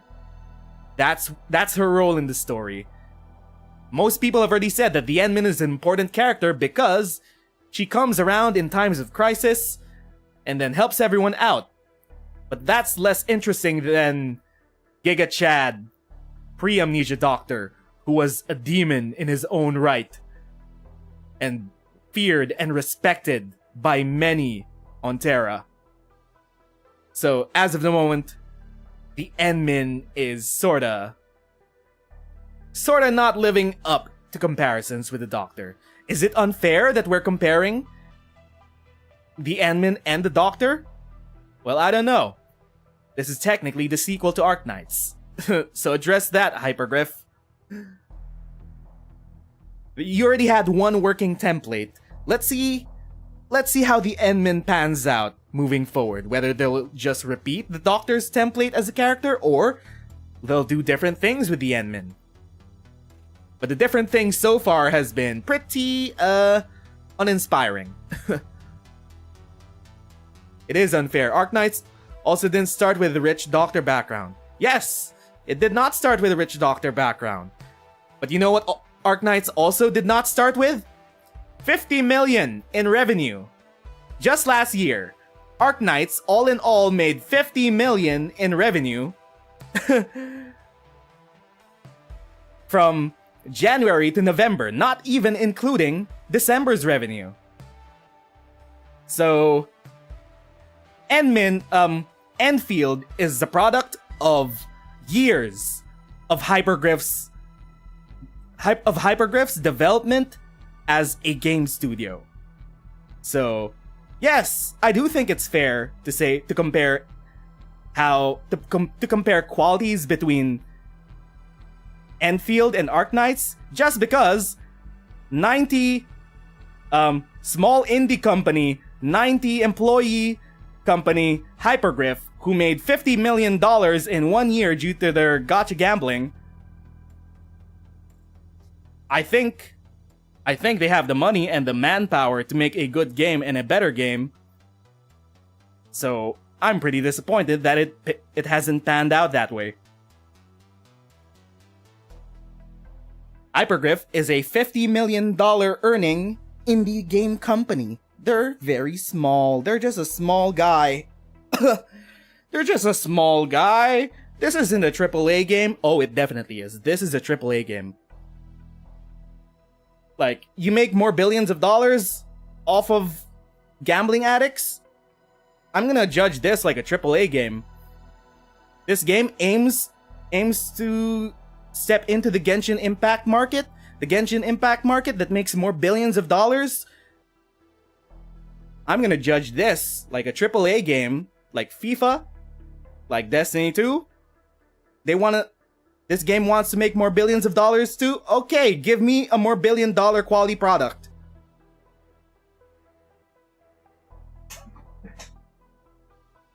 So there is that. So, yeah. This is not Hypergriff's first game. It may be their first big game, but Hypergriff has had years working on the writing of Arknights. So I don't know where that quality of writing went when they wrote out the bones of the technical tests. That's my take.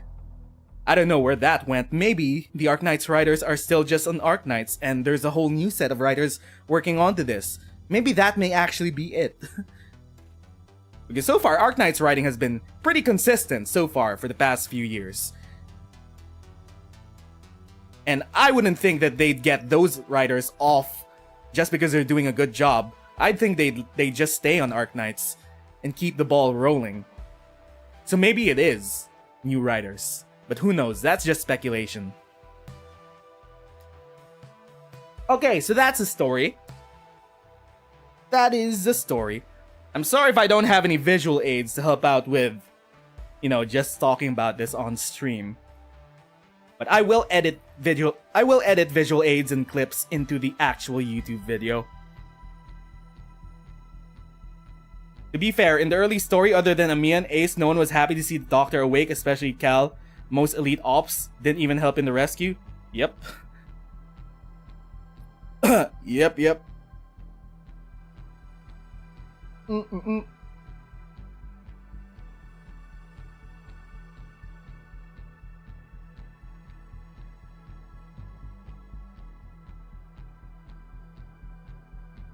Okay, so next part about our feedback.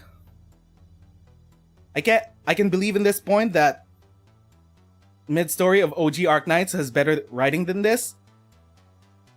I think most of the mid-stories in Arknights are usually the summer stories. And even those at least have solid character writing. With Gaviel, with Tomimi, stuff like that. More of the serious events usually have good writing in general. It's the sillier events, the smaller events that have the less grandiose events that have, I don't know, maybe the B team writers working on them, but it's still good in general. Problem is that there is a problem with the dialogue and storytelling of this game just in delivering it. Like, maybe they can write a good story. We know the Hypergriff writers can write a good story. Problem is, they're not used to this medium, this specific medium, a 3D, fully rendered game to tell that kind of story. They're used to Arknights. They're used to a visual novel format to tell their story. They still don't know how to do proper screenplay or actual on-screen dialogue with two living characters, two non-portrait characters, non-static characters just yet. So there's that. Okay, so combat. Time to talk about the combat. Now this one's actually surprising for me because I didn't expect to actually get so into the combat of this game, but all in all, I'm pretty impressed about the combat. There is some clunkiness issues to combat in general. For example, like with the consumables. It really is very clunky to just cycle your consumables with Z and only have one hotkey to use any of them. It is very clunky to use any consumables in combat. At the moment, if you want to heal individual characters, each one of them also have different cooldowns. So you can't even keep track of individual cooldowns of your 3 consumables at the same time. You have to constantly cycle your items just to see the individual cooldowns of each item. And this is very clunky, not gonna lie. Healing in this game and using consumables is very clunky. That's one complaint about it. One solution I have for this could be to just forgo the whole 3 consumables thing and make it just 2 consumables, but you have 2 different consumable hotkeys. You have both Q and E. Because for some ungodly reason, Q is completely unused. Like, this is a completely unused key which is right beside your movement keys that you use all the time, and for some reason Q is completely unused. So I'm thinking that 2 consumable hotkeys might make healing and using consumables in this game a lot less clunky. Also, maybe there should be more healing items that heal the entire party instead of just one at a time. Because you individually have to wait for cooldowns just to heal multiple members of a party at a time. So there's my feedback about the hotkey system.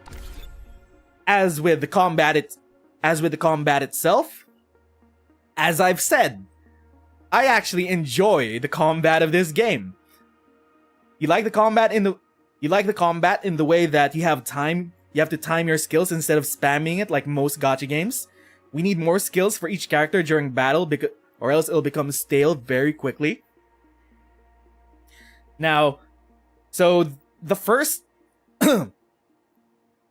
like the early predictions with this game was that the combat looked like you would just have to spam skills on cooldown, but after playing the game for 40 plus hours and fighting every single challenging boss that they had for the story mode, after fighting all of the challenging crisis rifts that they had for endgame, I honestly think that the combat in this game has very good bones. Like, legit, I could see depth in this combat system, and I honestly don't think it's as spammable or as brain dead as maybe other video games in the same space, but for example, your skills have a built-in parry system and a built-in dodge system depending on the skill. So, a lot of people think that when you play this game, you could just get through just spamming your skills one by one, like this, like that, like this, like that. So far, as I've noticed, when you actually fight the more challenging enemies and have to face more dangerous mechanics, you are really forced to attempt to parry enemies and cancel their attacks. You cannot spend every single skill, put yourself on cooldown and expect to just survive easily, because there are definitely very dangerous skills on higher level types of enemies that need to be parried or cancelled, and it makes your life so much easier. It feels so rewarding when you do that. Like in our combat video about dodge, we were fighting the Crisis Rift versus 2 Giga Spawns, and while it definitely looked like at a glance that the game might just be running around simulator until you get your cooldowns back, and then you just go back in, spam the 4 cooldowns, and then you run back out, keep running around, and repeat. But no, actually, I was playing bad for that video. But the real depth of the combat comes from being aggressive, not being defensive, not hoping for a dash to just constantly get out of attacks. The best way to play this game is by timing your skills and consistently trying to counter the enemies who have red ring attacks that are counterable with skills with crowd control on them. And that feels very rewarding. I enjoy it a lot. There is some depth to this skill system that I could definitely see them building into with more different kinds of characters. The only problem is, currently at the moment, when your important skills are on cooldown, you won't have any other defensive option to defend yourself with outside of just running out of dodge, running out of AoEs, running out of attacks. If all your skills are on cooldown, you have no way... Okay, I can't use a skill because it needs a target, but you have no way to either parry an enemy or use a skill like Fial's skill to pseudo dodge, like this. That's a pseudo dodge directly attached into the skill. If all your skills are on cooldown, I do think this game could be a lot less clunky if there was either a short dodge with no iframes that allow you to reposition a lot better on the battlefield. It'll also allow you to skip many basic animations and get out of dangerous AoEs a lot faster, or it could use a simple block button which could cancel maybe like 50% of damage. It should not be spammable, it should not be held out for too long, but it should be just enough to be a defensive tool that you could use if all of your skills are on cooldown and you have no way to defend yourself with. Those are my thoughts. I will redirect some of you guys to our dodge video in the annotations, but yeah. We don't need more games where you spam skills. Do you think dashing skills should have iframes? I don't think the dashing skills should have iframes. Mainly because I generally don't think this game is hard to begin with. Like, Endfield is a gacha game. The story mode is not designed to scare away the hoes. It's designed to be a pleasant experience to get you into the system, to get the gambling addicts, to get the potential gambling addicts in, so that Hypergriff can start milking them so that Hypergriff can start milking them with gacha characters. So the story mode itself, it's not hard. The only time the story or combat ever gets hard in general is when you are underleveled. That's where the difficulty comes from. If you're underleveled, under-progressed in your weapons, skills, I basically ignored leveling most of my skills all up until level 50. And that's when quote-unquote endgame starts in the technical test. So skills aren't that important, but they do very much help in the more challenging fights post-story mode. And gear itself, I'll contribute to the best of my abilities. Gear itself is very powerful, but it's also very easy to get.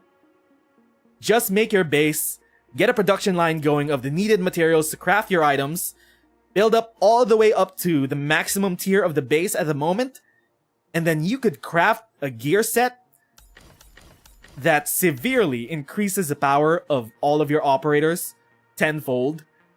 So story mode really does not feel that hard, taking all of this into account. You have to be very under-leveled or under-progressed in many areas to even feel real difficulty in the story mode. But in actual harder rifts where it might actually matter, I do think there is depth in the combat.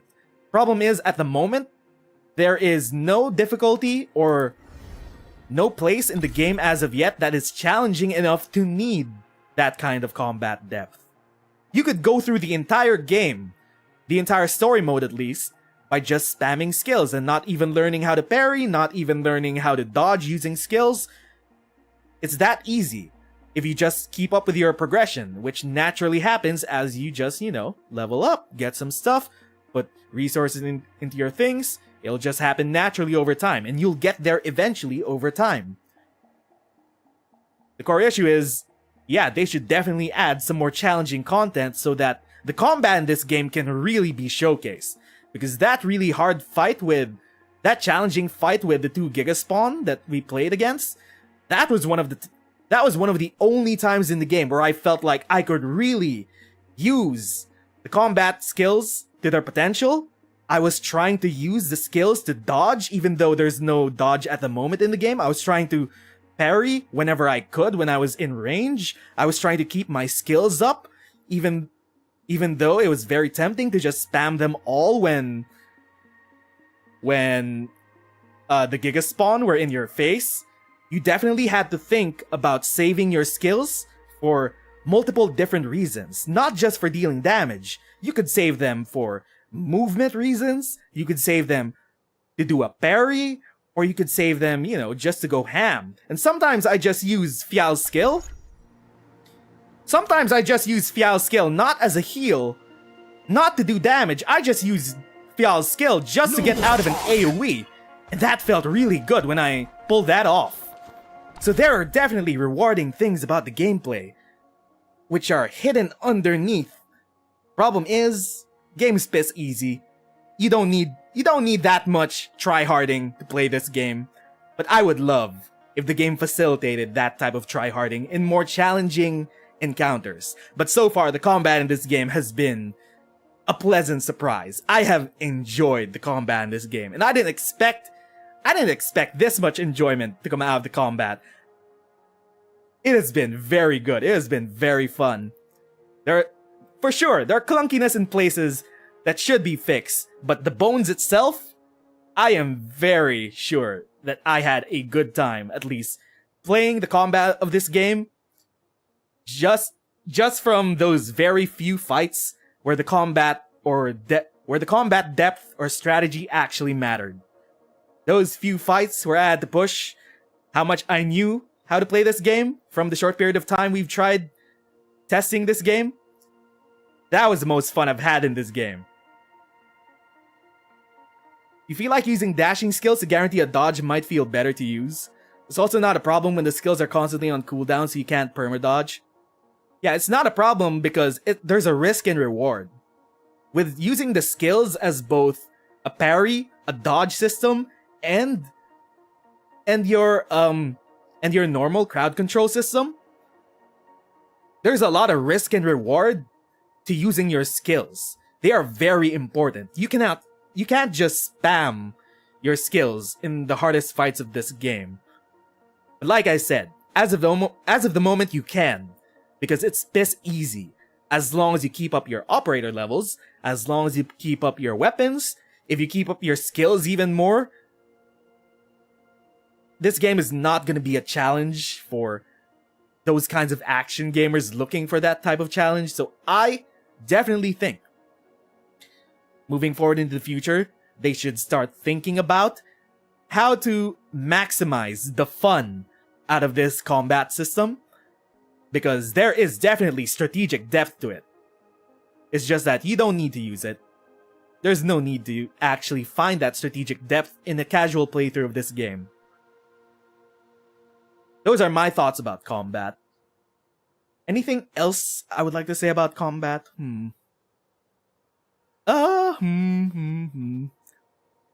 Not really. That's combat. Blah, blah, blah, blah, blah. Do I think that they should add more than 4 skills? No.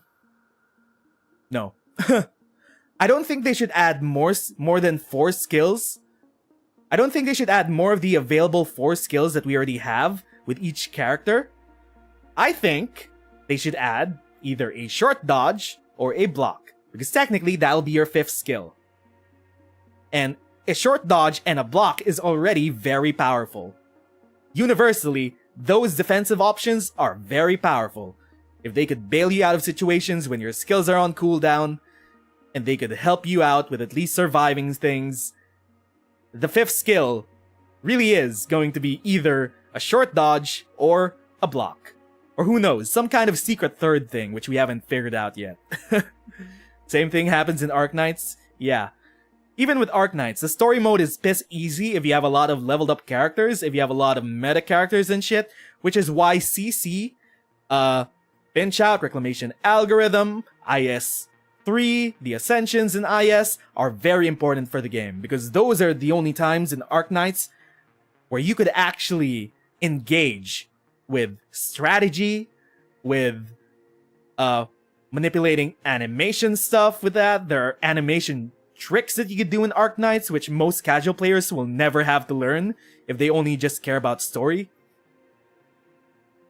But yeah, that's why endgame content that isn't just grindable, but also challenging and engaging is very important, because that's when your combat system really gets pushed the farthest. And that's when we could really see how good a combat system actually is in a video game, in the hardest parts of a video game. That's when people need to get pushed to the limits. So that's important for Endfield to have moving forward into development, and that I expect it should have on launch as well. Hard content is where the video content is at too, yeah. Yeah. Maybe something like craftable tools that you could use in combat, maybe like turrets and blah blah blah. I mean, that is a good idea. But the consumable hotkeys are still pretty jank, so who knows? Maybe they might actually, make a specific character that summons a turret. That could be a thing. Like, there's plenty of design space for Hypergriff to explore in character design that could help out with the overall diversity and depth of combat. Like, I'm already trying. I am trying my hardest to use Fial as a pseudo dodge, but sometimes it doesn't pan out just because Fial has a very short range. Like that. And it also has a bit of a wind up, so you need to really precast it.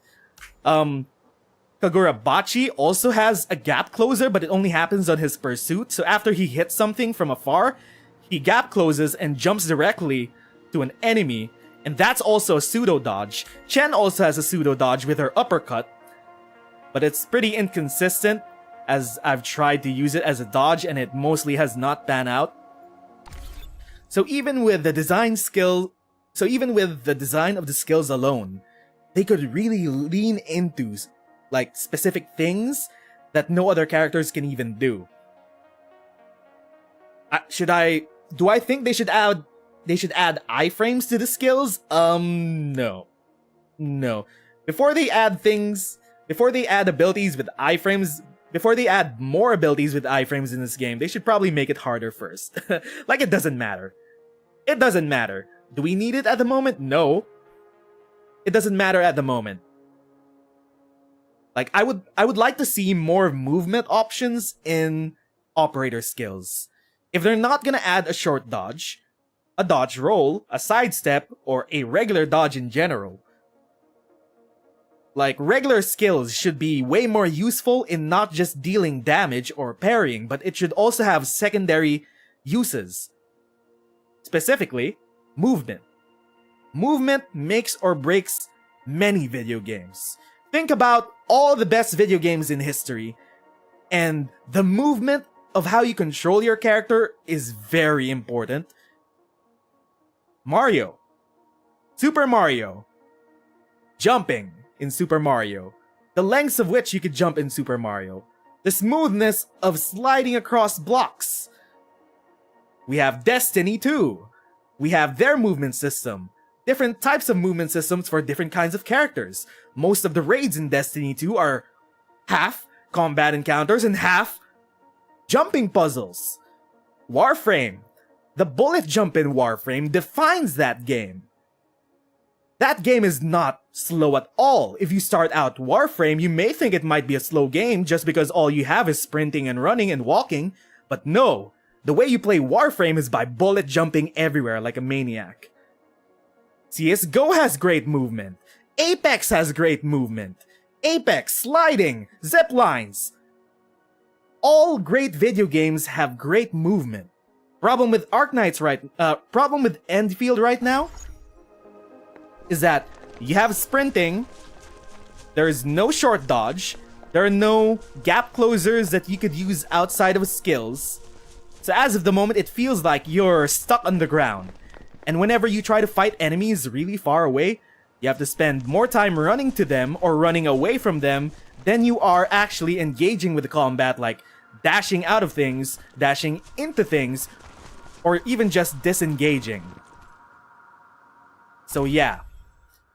Adding more movement tools into skills as secondary uses could really do a lot in fixing the jankiness of the combat in general. Because the maps in this game are very big, at least for the rifts. They're very wide. You're never gonna use a majority of the combat space in most rifts. But some enemies are just dispersed all throughout the map, separated from each other. There's no way to suck them all together like Venti or some shit. So you have to run all the way to them just to use your skill, and that does not feel fun. Movement options would help out. A lot more movement options in combat would help out.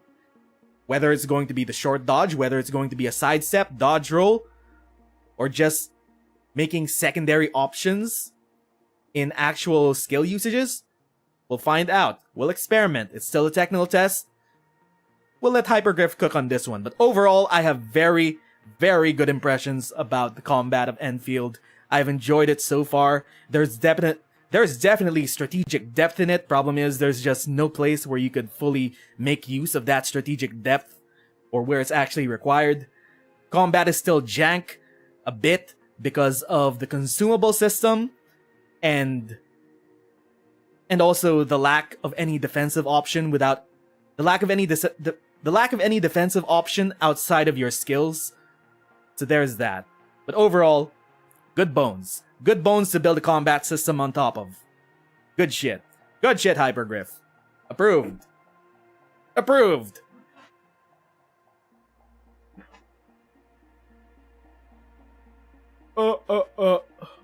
Good bones, good bones. Could still use improvements, but good bones. Excuse me. Wow, the lechon I had earlier with my family is starting to come out. I ate with my family outside before stream started. My niece from Singapore came over and she is staying and learning about her Filipino heritage, so we treated her out at a lechon place. It was very good. They had spicy lechon. That shit was good. That shit was good. So anyway, that is combat. You find it weird that this game, normal attack stays in place instead of slightly move forward? Instead of having your character slightly move forward? Most, if not all, hack and slash games you've played move your character forward slightly with basic attacks. Yeah, that's the part that makes combat clunky in general. But I don't know. It's solvable. It's not too big of a problem. Problem is you're locked in as usual with my dodge video and shit. You just need a way to break out of this easily and then reposition a lot better in combat.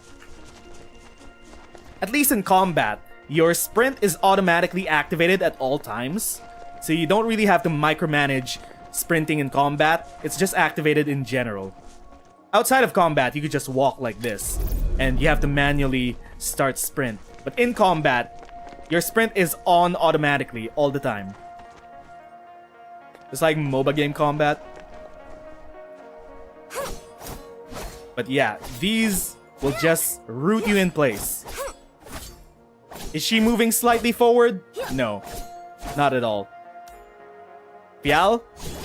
Pial move forward? No. Like, none of these are moving forward. You are rooted in place. And that's one of the problems. Well, not really a problem, but it's one of the things that lends to the feeling of clunkiness in combat. Because it feels like you are stuck there in the animation like this. Or just basic attacks, and then that you get out like that. You have to wait for specific timings, like this 1, 2, and then whoop. 1, 2, 3, and then whoop. So they could really tighten up a lot of the animations, or just add more options to animation cancel out of that. It'll help a lot in making the combat feel better. But as a Monster Hunter player, this is really a non-issue. A non-issue for me, at least, because I'm used to it. But this is not Monster Hunter. This is a completely different game. It has different dynamics, so we must judge it as such. It makes the combat feel like no impact, like there's no impact when you're not moving forward during a basic attack.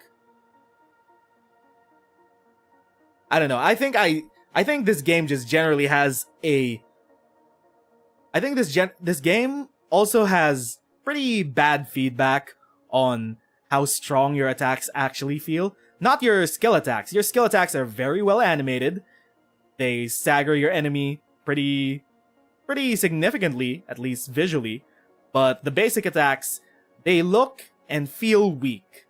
Even though they might be doing a lot of damage, even though the pursuits in this game, the pursuit combos in this game are very important. Look here, Edmund. I'll contribute to the best of my abilities. Like, this game is not just about main skills and ultimates, it's also about the pursuits, which is like a powered up version of your basic attack. Like, the best Endfield players you will find, or the best Endfield players that come out of this game, won't just be the ones that just run around the battlefield and then spam their skills on cooldown and then just run around to avoid. The best types of Endfield players will be the ones that can maximize damage with basic attacks and pursuit attacks. Because this is like 50% of your damage outside of using skills. So being an aggressive player that knows how to counter, that knows how to abuse pursuit attacks, would make you a very good Endfield player. It's just good practice overall. But the problem is, yeah, the basic attacks themselves, including pursuit ones, do lock you in most of the time. And the only way to cancel out of that would be to use skills in between, or just be very mindful of... Just be very mindful of the animation inputs. So that's the pursuit attack. But that's also like a commitment attack. In Monster Hunter, we call those...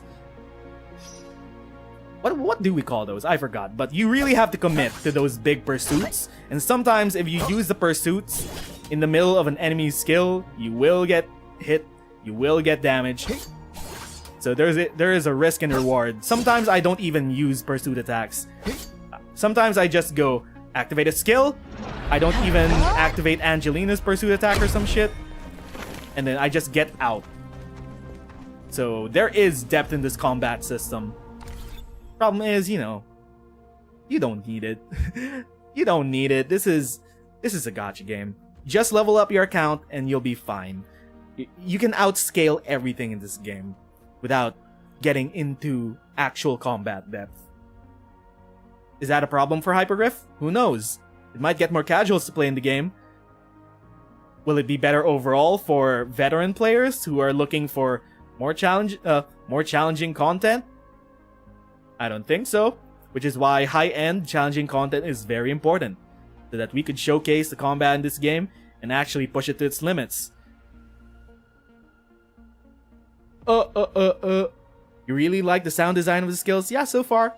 All the skills have been, at least aesthetically, very pleasing. Aesthetically and visually. Aesthetically and orally. Orally? Audially. Orally? Hearing-wise. Visual and sounding. They look very nice. Main skill look pretty. It sound pretty. There. That's my caveman voice. Okay, so that's combat. Main skill pretty. EN don't read. Combat.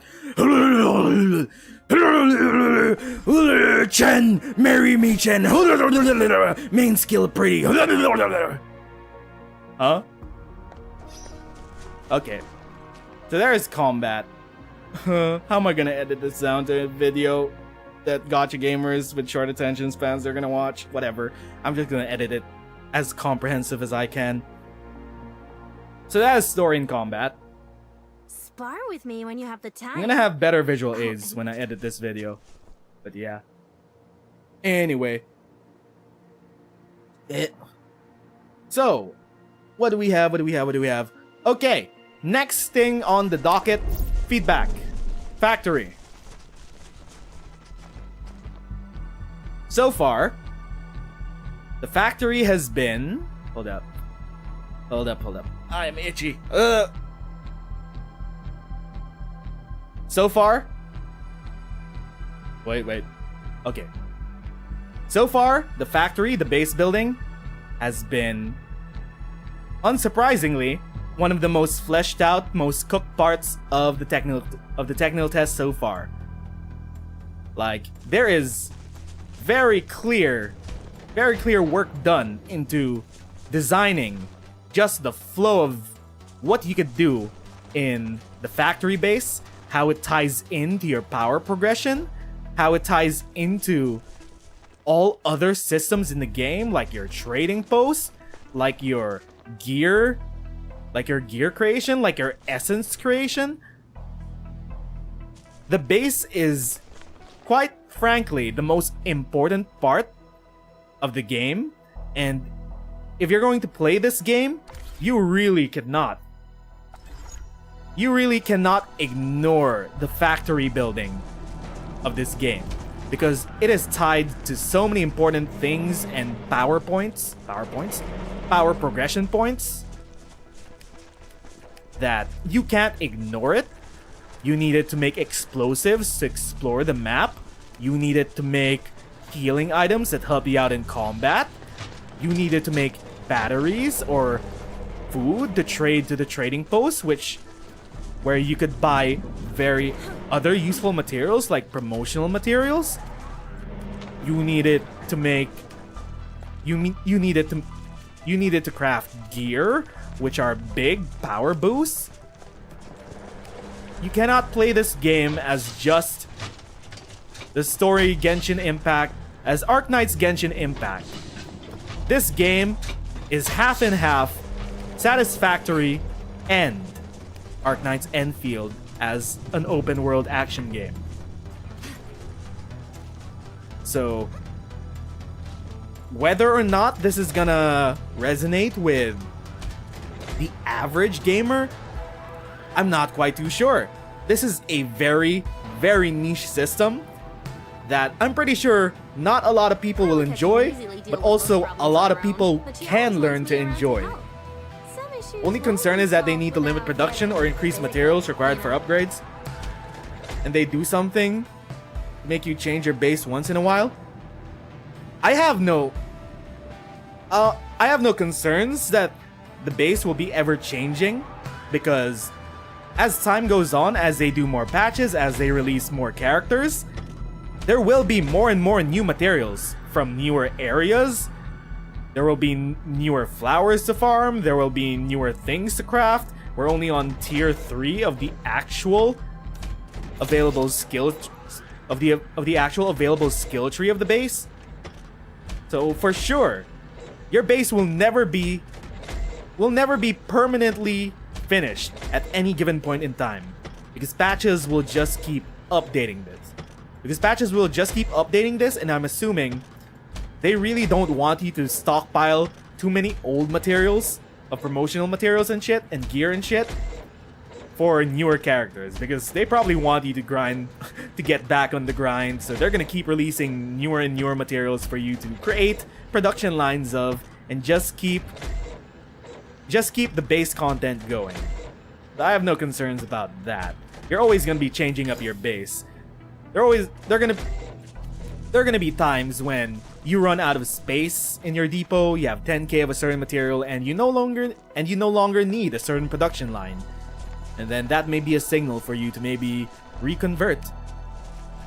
convert old buildings into new ones, like this production line. I already have 10k of this material, I no longer need this production line, maybe I could convert it into something else. Something much more useful. So your base will never remain static. I do think it is a very enjoyable puzzle to just solve these production lines. Like, this looks chaotic at a glance, but I know for sure, at least from testing, that this is working just fine. Every single one of these splitters, every single one of these bridges, convergers, it is working just fine. Nothing is stopping permanently unless we've bottlenecked in the depot when we no longer have space for products. But so far, the puzzle challenge of making your base has been very fun. Clunkiness issues, overall, there are definitely clunkiness issues with especially the belts. Sometimes the belts do not turn the way you want them to. Sometimes they're gonna turn corners in ways that you never intended. Overall, I still think that they could still iron out the kinks with this, with the belt placements and all. I'm still trying to get used to the Other protocol. issues that I've had include just general user experience issues. Like, here, we have a building right here. So if we want to place in a new item from the depot, we want to fill this with some more originium powder or something else, you either have to drag and drop it like this, but there is no way to just double click it. Double clicking it gives you the information card, but why does it do that when you could just hover over an item and it should just show you without needing to click? Like, there's a lot of mouse and keyboard specific gestures that could optimize how you interact with many things in the base and just the UI in general that's not used. Like, there are some parts in this game that are clearly designed with touchscreen in mind that don't fully take advantage of different gestures like double click, hover over, right click, drag and drop. Like, for example, this is going out of the base, but this is a good example My turn to have a go at this, right? with this weapon enhancement. Okay, so for example, what if we need to replace our essence attached to Chen's blade? We click on this, it opens up the menu of all of your available essences. Okay, Easy enough. I want to put this into Chen's blade. Can I double click it to attach it immediately? No. Can I hover over it to at least see at a glance without even clicking it what the actual essence is? No. Can I drag and drop it straight into the essence window? No. What you have to do is click a specific essence one time and then swap over here all across your screen. You have to make this gesture, and how annoying this will get will be dependent on the sensitivity of your mouse, and some people have really low sensitivity, so this is like an arm's length of movement for some people. For people with high sensitivity, this is just a wrist flick, but overall it's just gestures that could be optimized with simply just allowing you to drag and drop from here. Instead of having to click this multiple times, equip. And when you need to check on a different thing, click this, equip, swap. Click this, swap. This is how you go through this menu. And you could clearly tell that this specific menu is designed for touchscreen because the left and right parts of your screen are exactly where your thumbs are gonna be on an iPad. And it wants you to use both thumbs, multiple presses of those thumbs for one single simple action that could be solved with a drag and drop or a double click. There are many parts in this game like this. This game is not designed as a PC game or a console game, at least from user experience matters. The UI is clearly designed for touchscreen. And it shows. It feels that way. Does the game right now have some kind of easy navigation to change production instead of running around? No. No, it does not. You have to individually change different buildings one by one if you want to change one production line. And it'll be dependent on the starting point of the production line. Because you'll have an output from your depot going into the first part of your production line, and that's what decides what products comes out of the latter half of the line. So you just go to the start. You go to the very start and then change it, but yeah. For other interface issues, hold up. Okay, accidentally. Which one did I have equipped? Okay, Raptor's Flurry. That's the one I had equipped. For other interface issues with a base, so that's still related to the base. I was just using that example to show how this game does not have much, if not many, actual, mouse and keyboard centric controls. It's clearly designed for a touchscreen. With the base itself, you have very limited information that is actually helpful. Like, you have the yield graph, which helps you out with your input and output, how much you're making of certain products and how much you're using. You have this power efficiency electrical grid thing, which doesn't really fluctuate whatsoever, because if you run solid thermal burners all throughout and your originium is not running out, this will never be changing at all. So it's good to have this, but as of the moment, there's no challenge in actually powering up your base as long as you have a supply of originium. So who knows about this? We have a daily report, which gives you a report of at least the last 3 days of your base. But I think the most glaring usability issue with the base has got to be the fact that you cannot see a full formula for a single product at all in any window. There is no window in the game that just tells you how to make a product from start to finish. The only way at the moment to learn how to make certain products is to go into the Endfield database, to go to facilities, to check each and every individual building. So if I want to make a battery, I know that. So it comes from these items. It comes from a packaging unit. How do I make this? That comes from a grinding unit. How do I make this? I can't even click this from here. So I have to go find a different building with an actual clickable version of that dust, and then I have to move backwards from there. You see what I mean? Like, it is so clunky to figure out one simple, long production line of how to make one simple product. Like, if you even like bookmark one product like dense Orion powder, bookmark this. Okay, we're about to make that kind of powder.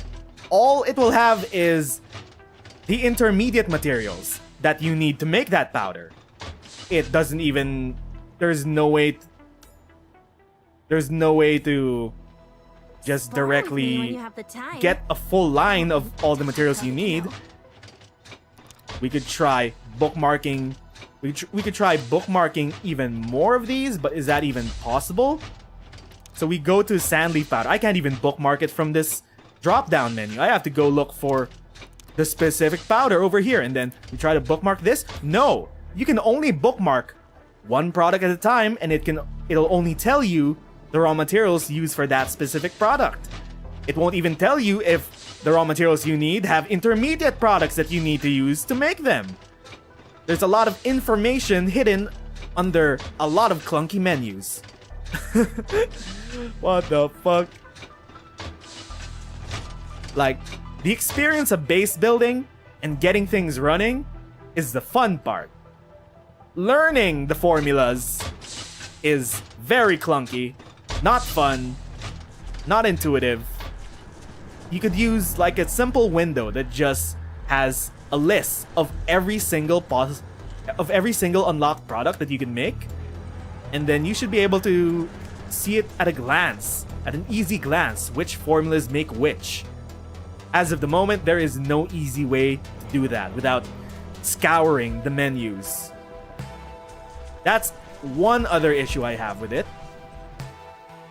As of usability with the actual base itself, and distinguishing which production lines do what, it would definitely help out if they have color customization for different buildings and color customization for different belts. Just so you could distinguish everything and stop them from blending into each other. Everything is white, everything is orange. The only things different about the production lines are the boxes and the icons on the boxes and the icons on the actual buildings. But that's not really helpful at a glance. If you're looking at it, if you're running around your base like this, a lot of like color customization can solve a lot of these clutter issues just with the visual clutter in the base.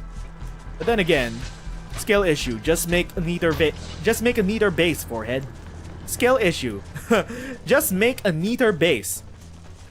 What if this base is neat? What if it is working as it's intended?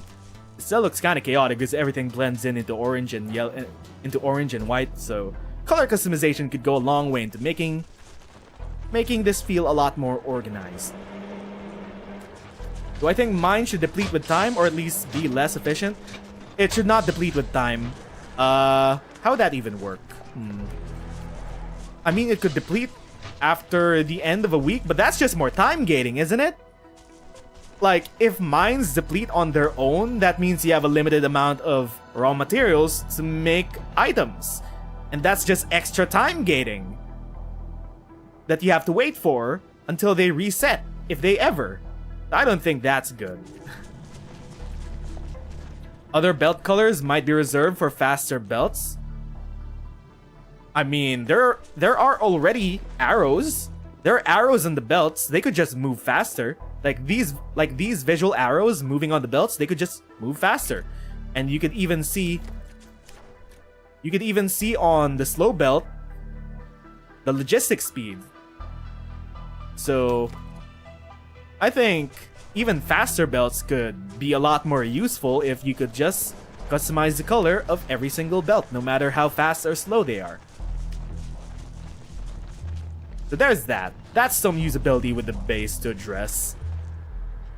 Overall, do I like how important the base is to your overall progression?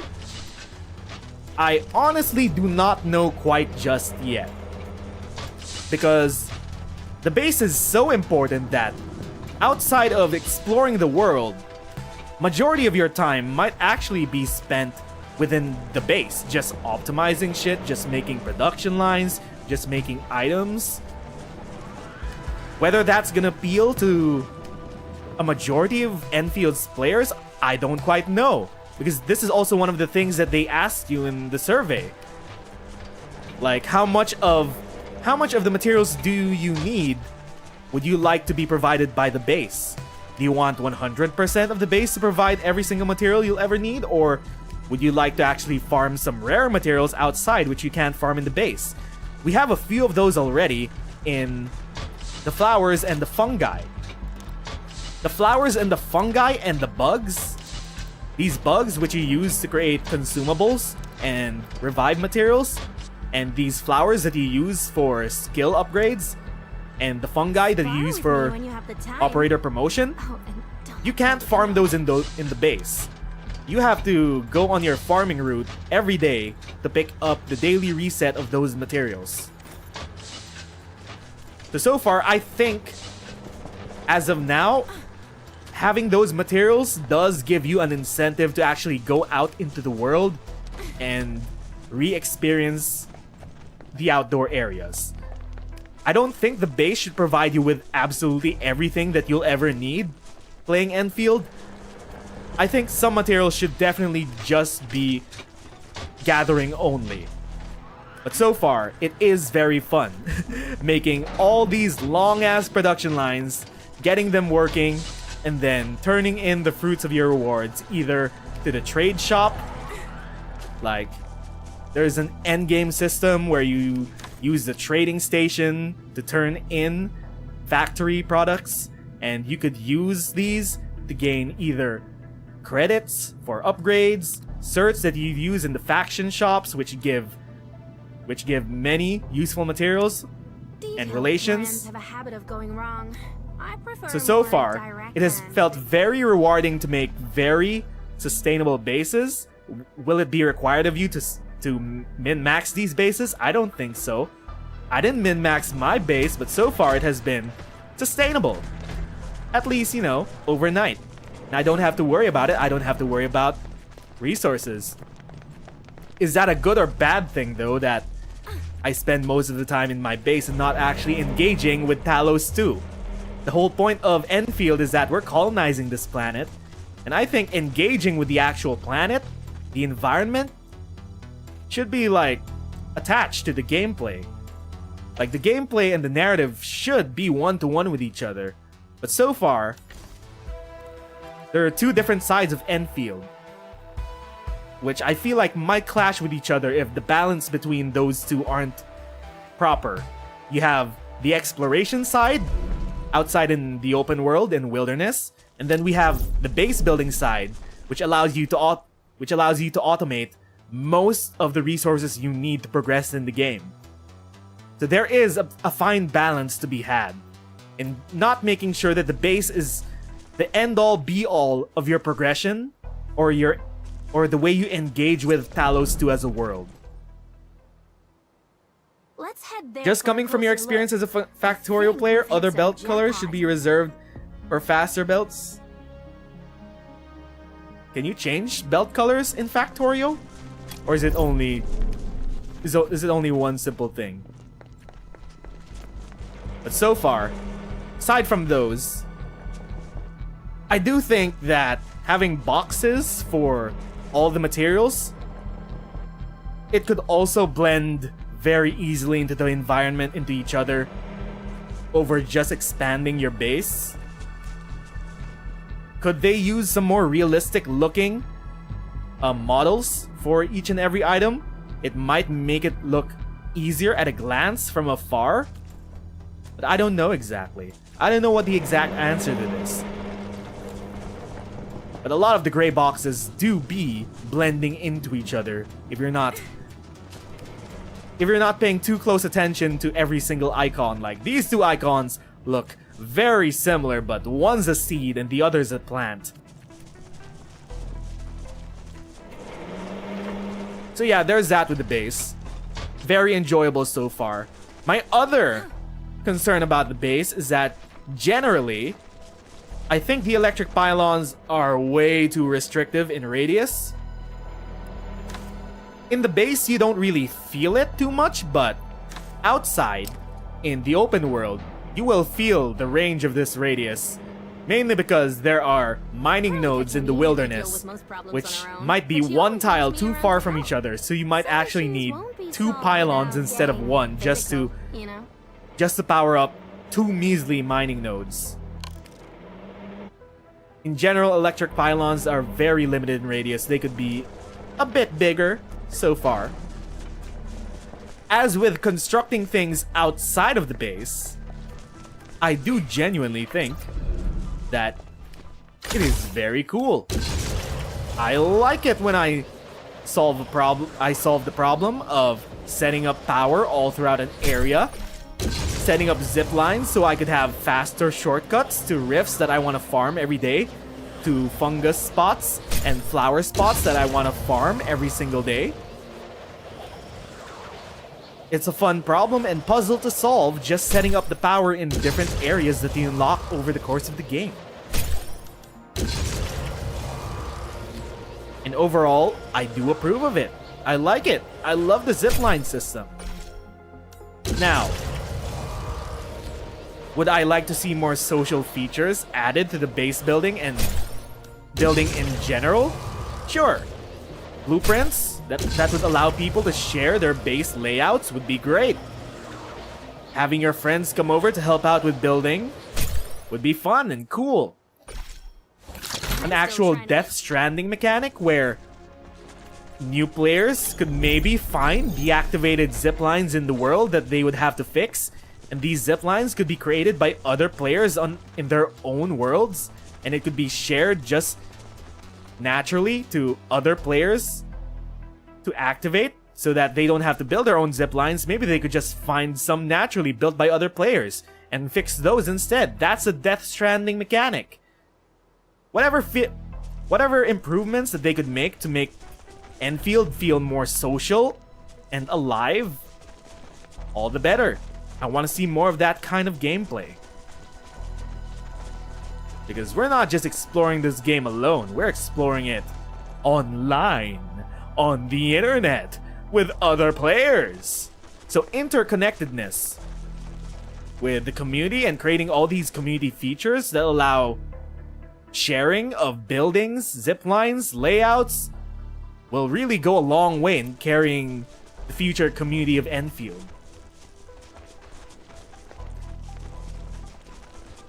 Don't know if you addressed this already, but do you think the game needs legendary campaign difficulty from the very beginning, not after you clear it on normal like Destiny 2?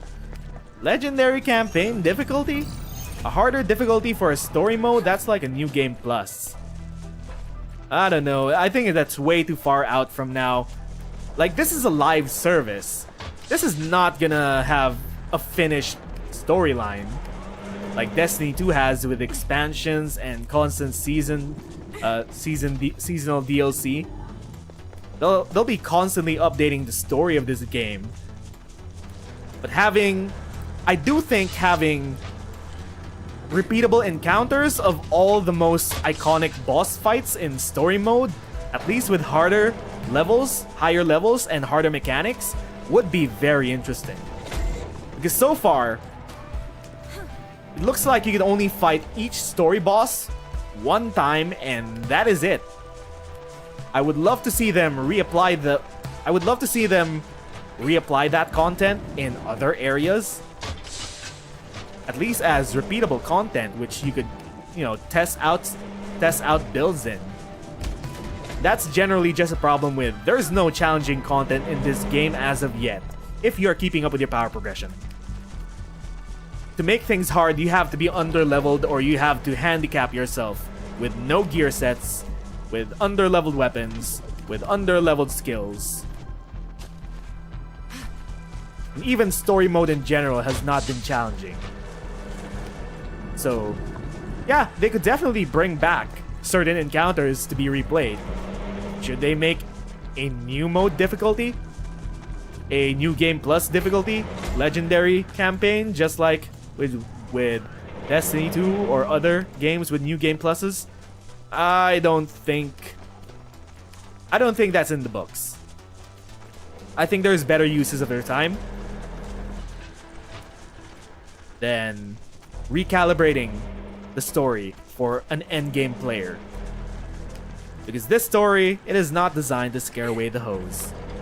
They want to get you in, they want to get you addicted, and then they want to get you paying for gacha characters. You wish they didn't turn it into Dragon Tartaglia weekly fight from Genshin? It kind of takes away from the awesomeness of the boss fight and turns it into farming tool. Yeah, the weekly boss fights that you get to repeat in Genshin, they did get old really fast. But you know why they got old really fast? Because they were easy as fuck. They were easy as fuck, or they were just artificially challenging in not a genuine sense, but they would just beef up the levels so that you couldn't match up with it anymore. They weren't increasingly challenging in a mechanical sense. They were more challenging just because they would just beef up the levels of those in higher level versions of those things. So, but I do think it is a waste of content if you only get to fight the story bosses one time ever in your career as an Endfield player. Like Triagelos was a level 50 character, was a level 50 story boss, which felt pretty easy when you reach them by the end of the technical test. But I want to see what it feels like with a level 75 plus Triagelos when we have a full build ready. I want to try that. And I'm always keen for more content in the game. I'm never gonna be against more recycled content. Is it gonna feel old over a period of time when you repeat them over and over again? Yeah, sure. But that's why they keep pumping out different kinds of more content. More boss fights are gonna appear in the story mode. And it'll just keep getting varied, and they could just keep adding to the library of potential repeatable content. So there's that. That's mostly the stuff about the factory. Let's go. I'm gonna have a little bit of a section for outside base building. So I'm just gonna go to the quarry to make this point. Okay.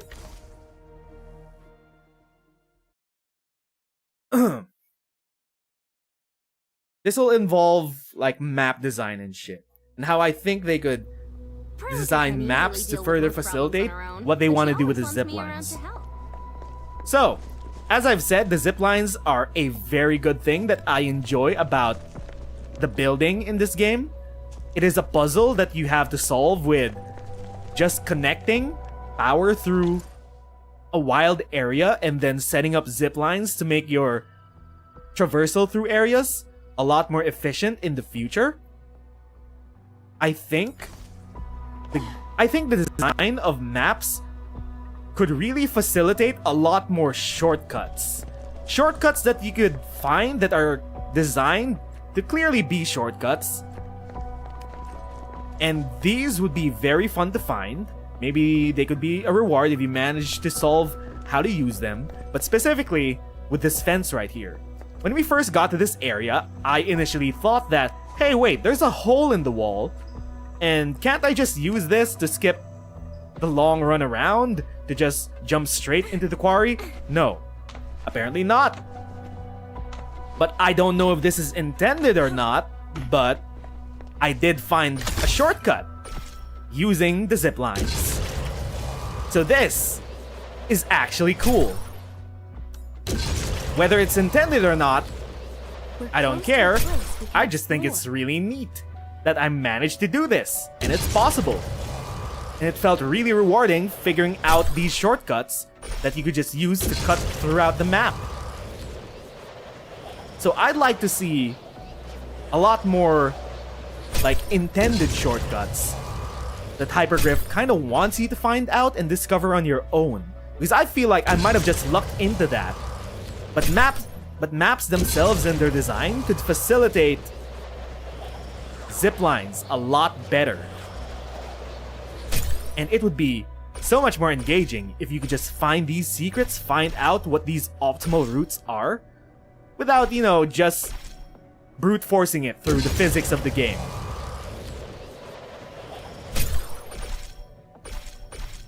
Like this shortcut. I don't know if this shortcut is intended, but it definitely helps out with my farming route. This shortcut leads all the way to a spawn area for skill materials. Without that shortcut, I would have to run all the way around this north area, or maybe set up my own zipline from here to here, but I managed to make my way all the way across just from the starting point. I think that's really cool. Aside from that, yeah, map design could really facilitate some more hidden access ways or shortcuts that you could discover. It really makes exploring feel rewarding. And even if you don't get any like tangible reward from finding these shortcuts, the actual reward you get is that you have the convenience. And convenience is like everything in a gacha game. Gacha games demand a ton of time investment. And ziplines are a fun way to traverse around. Not just because they're convenient, but also because they're a problem to solve. It's a fun problem to solve just to build around maps like this. And kudos, honestly, to Hypergriff for having these ziplines in, and just having the possibilities that we could have with these ziplines. I want to see more things that you could build that affect your traversal around the environment. Not just ziplines. There could be other ways of traversal that aren't just teleporting from TP point to TP point or just ziplining across. Like stairs. There are certainly spots in the game where there are boxes which you can't jump on top of unless you find the right height box to jump on top. What if we could build stairs? Stairs are overpowered. Look at this. These stairs can bring us all the way to the second floor. That's overpowered. So I think they could get a lot more creative with many of the traversal buildings moving forward into the future. Ziplines are a very good baseline. What else could they build into? Who knows? Maybe conveyor belts? So you no longer have to run around. Maybe that might be too much. Or other things. To a place we can explore. But so far, stairs are a good start. Building stairs just to reach higher and higher points. What about pulleys? What if you don't need to make a zipline to get from this height to that height? What if you could just make an elevator system right here that brings you all the way down? A built-in elevator system, not just reliant on the ziplines. There's so many ways that you could just personalize the game world using these buildings. And I think they should lean very much into that. Because we want to colonize this planet of Talos too. But so far we only have ziplines. That's not much of colonizing. We could do better. We could do better with so many other different types of buildings. Okay. So I think that is it with my tangent on the ziplines. And the only things left that I want to discuss are Finally rest my legs. general accessibility options, I think.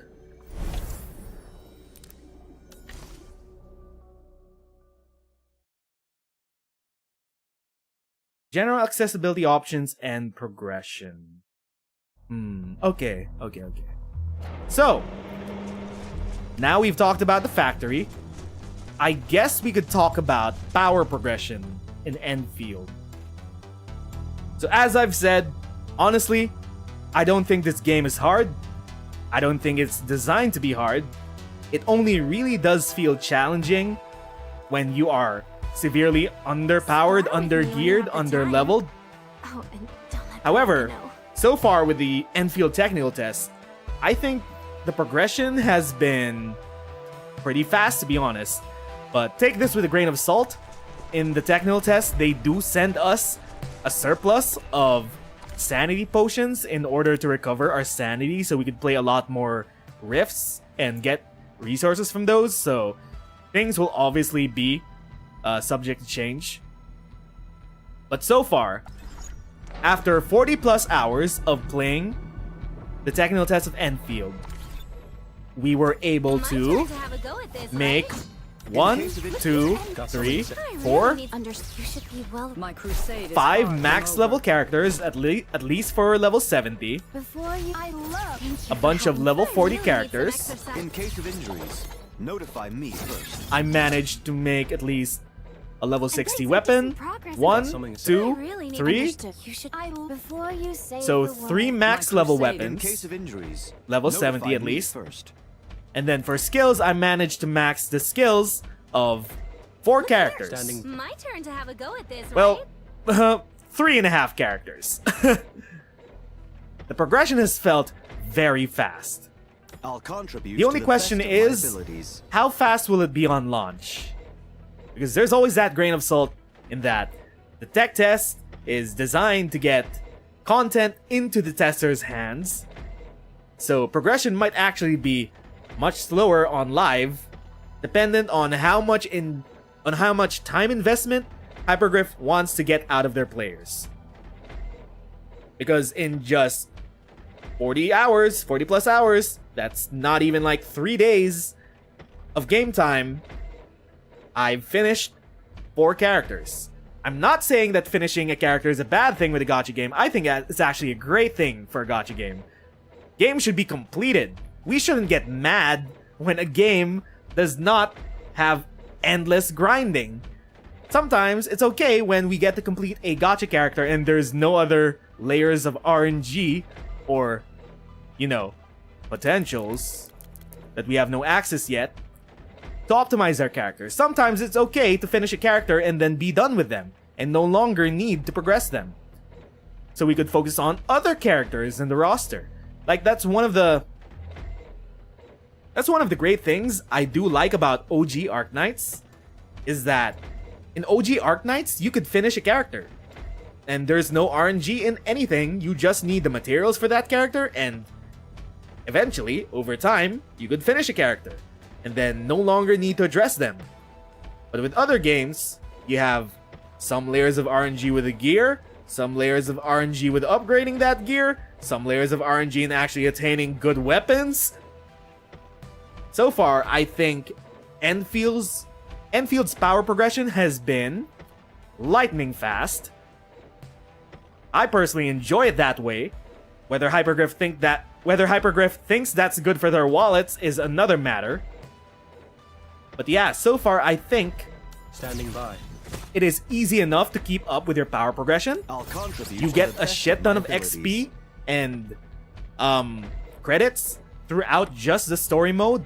You have enough XP to at least keep up with your weapons somewhat, at least half of their level to your operator level comparatively, because we ended the technical test fighting Triagelos with just level 50 characters, half built weapons, not even any gear sets, not even fully built up skills, and it was already easy. So far, progression has been fast, but also, we haven't really felt the need to progress all the way to the max. Like I've said with combat, the build crafting in this game will only really see much use and potential in actual challenging content. As of the moment, the story mode is easy enough as long as you are not under leveled. I'm getting some decent progress in my But I research. would like to see some actual content where all of this optimizing matters. I'd love to see that type of content. As for the rifts are basically your sanity spenders for the day. It is what you use your daily mobile game energy on. Hold up, my chair is sinking.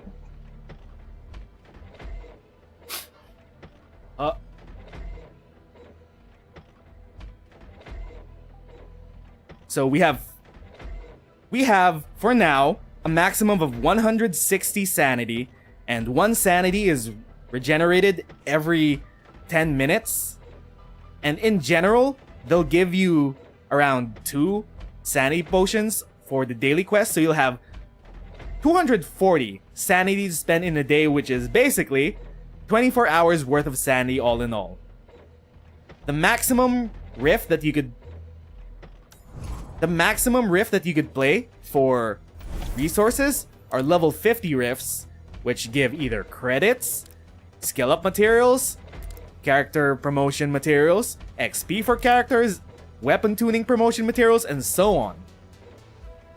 Overall, I've felt that the level 50 rifts, the most challenging ones, are very sanity efficient. Sanity is very valuable and powerful in progressing and and just boosting the progression of your characters. Most of these rifts I find very rewarding. A few things could maybe use a bit of tuning, like the weapon tuning stuff. I still feel like it's kind of unrewarding to with the amount of materials given out for this one. But so far, sanity is a very good use of your time progressing in this game. They will give you a large amount of power boosts. If you have sanity potions and don't know what to use them on in the early game, I do recommend just saving everything until you have level 50 plus rifts unlocked, because those are the most efficient ones to do. And they could just boost you and many characters all the way to their caps. And aside from that, with the base progression is easy enough as it is, that as long as you have a sustainable production line of everything you need, you could really just craft every single piece of gear that you could ever need. And you could gamba for random higher quality gear, like gold gear, that have different RNG ranges. I do think at least that's the only piece of RNG on this piece of gear. And at least for purple gear and below, all the attributes are static. It's only when you get the gold artifice gear that attributes are randomized with ranges. And they could range from like 76% defense spears compared to 64% defense spears. So that's over 10%. Sometimes you would want to try to gamba things out and get better and better gear, as long as you have the materials. There is barely any friction to this. You don't need to go into a dungeon, spend sanity, or fight a boss to get this gear. As long as you have the materials and it's been produced in the background, you could make as much gear as possible to try to gamba that artifice gear. Come on, give me one. Okay. So I do think this is very user-friendly. Doesn't take a lot of time, no friction. You don't go into a dungeon, spend like 5 minutes fighting a boss, come out with a shitty artifact that you can't even use. And then if you do get a good artifact, you start upgrading it, and then it upgrades the wrong stat, and that's a shitty feeling. At least there's only one layer of RNG in the artifice gear having random attributes. Every other piece of gear, purple gear, is strong enough to get you through the entire game regardless. Most stats, all stats, are static. Don't need to worry about that. As for the essences though, so there's another piece of RNG gear that you have called essences. And these are basically equipables on each of your weapons.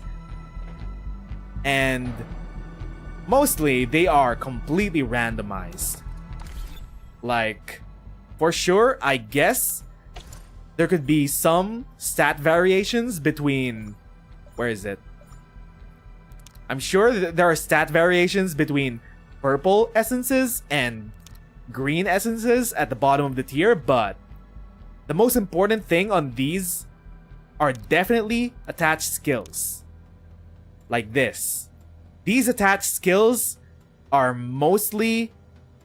very powerful flat increases, but the problem is sometimes a higher rarity essence can have a weaker attached skill than a lower rarity one.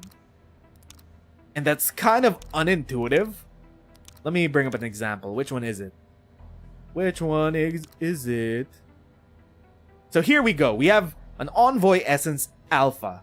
It has the attached skill Raptor's Flurry, improves aerial skill weapons, damage to lifted enemies by 46%. In order to make this essence, I had to farm out three green versions of this essence, upgrade that into a blue essence, get 3 of those, upgrade that into a purple essence, get 3 of those, and then you need to go to a rift. You need to go to this rift, which costs 50 sanity to get an essence softener, which you'll use for combining essences. You go into the assembly, you combine shit with the material cost, and overall, the gold piece of gear that you spent all that time farming. I'll do my best. Hold up. I'm getting confused with the menus. The gold piece of gear that you spent all that time farming, it could have an attached skill that is weaker than a blue skill of lower rarity, a blue essence of lower rarity. That's very unintuitive. I don't think that should happen. I think naturally, higher rarity essences should be more powerful in general. They should have at least guaranteed higher ranges for most of the things that can spawn on their attributes and attachments. I don't think it should be possible for a lower level essence to have a higher skill ceiling than something that you spent a lot of resources on to make. It feels bad when you make a skill like this and it turns out a lower rarity skill that dropped from any random enemy could have, wait, this is the wrong one, could have better skills, better attributes. It feels really bad. It's friction in the RNG that is not needed. It is unintuitive. So there is that. The essence system is kinda underbaked. Not only can you get lower rarity stuff, RNG is good so people have something to work towards. Too much RNG is just painful, yeah. Like, it's okay that these have a set range, like, blue level essences should not be more powerful than higher level essences. But they should be more powerful than green ones at least. That should at least make sense. There should be... For sure, these will have higher ceilings, I guess, maybe. Not quite sure about that. But having the potential to have lower percentages than actual lower rarity essences feels really bad. When you spend some time farming these out, pumping one out, and it turns out it's obsolete, just compared to a lower level one. That's my feedback. The essence system is kinda underbaked, kinda unintuitive, and kinda confusing. I wish they improved that. So yeah, that's with the essence system. Aside from that, you could also fuse essences together to re-roll, but this also suffers from the same issue as upgrading an essence. You combine 3 of these gold essences that you spent a lot of time making because they had shit stats. You combine them together, re-roll them into another gold essence, and it still has shit stats compared to a blue or green level essence. That'll feel even worse. Like, that's some friction in RNG that's unintuitive in general. So that's my criticism about this progression mechanic.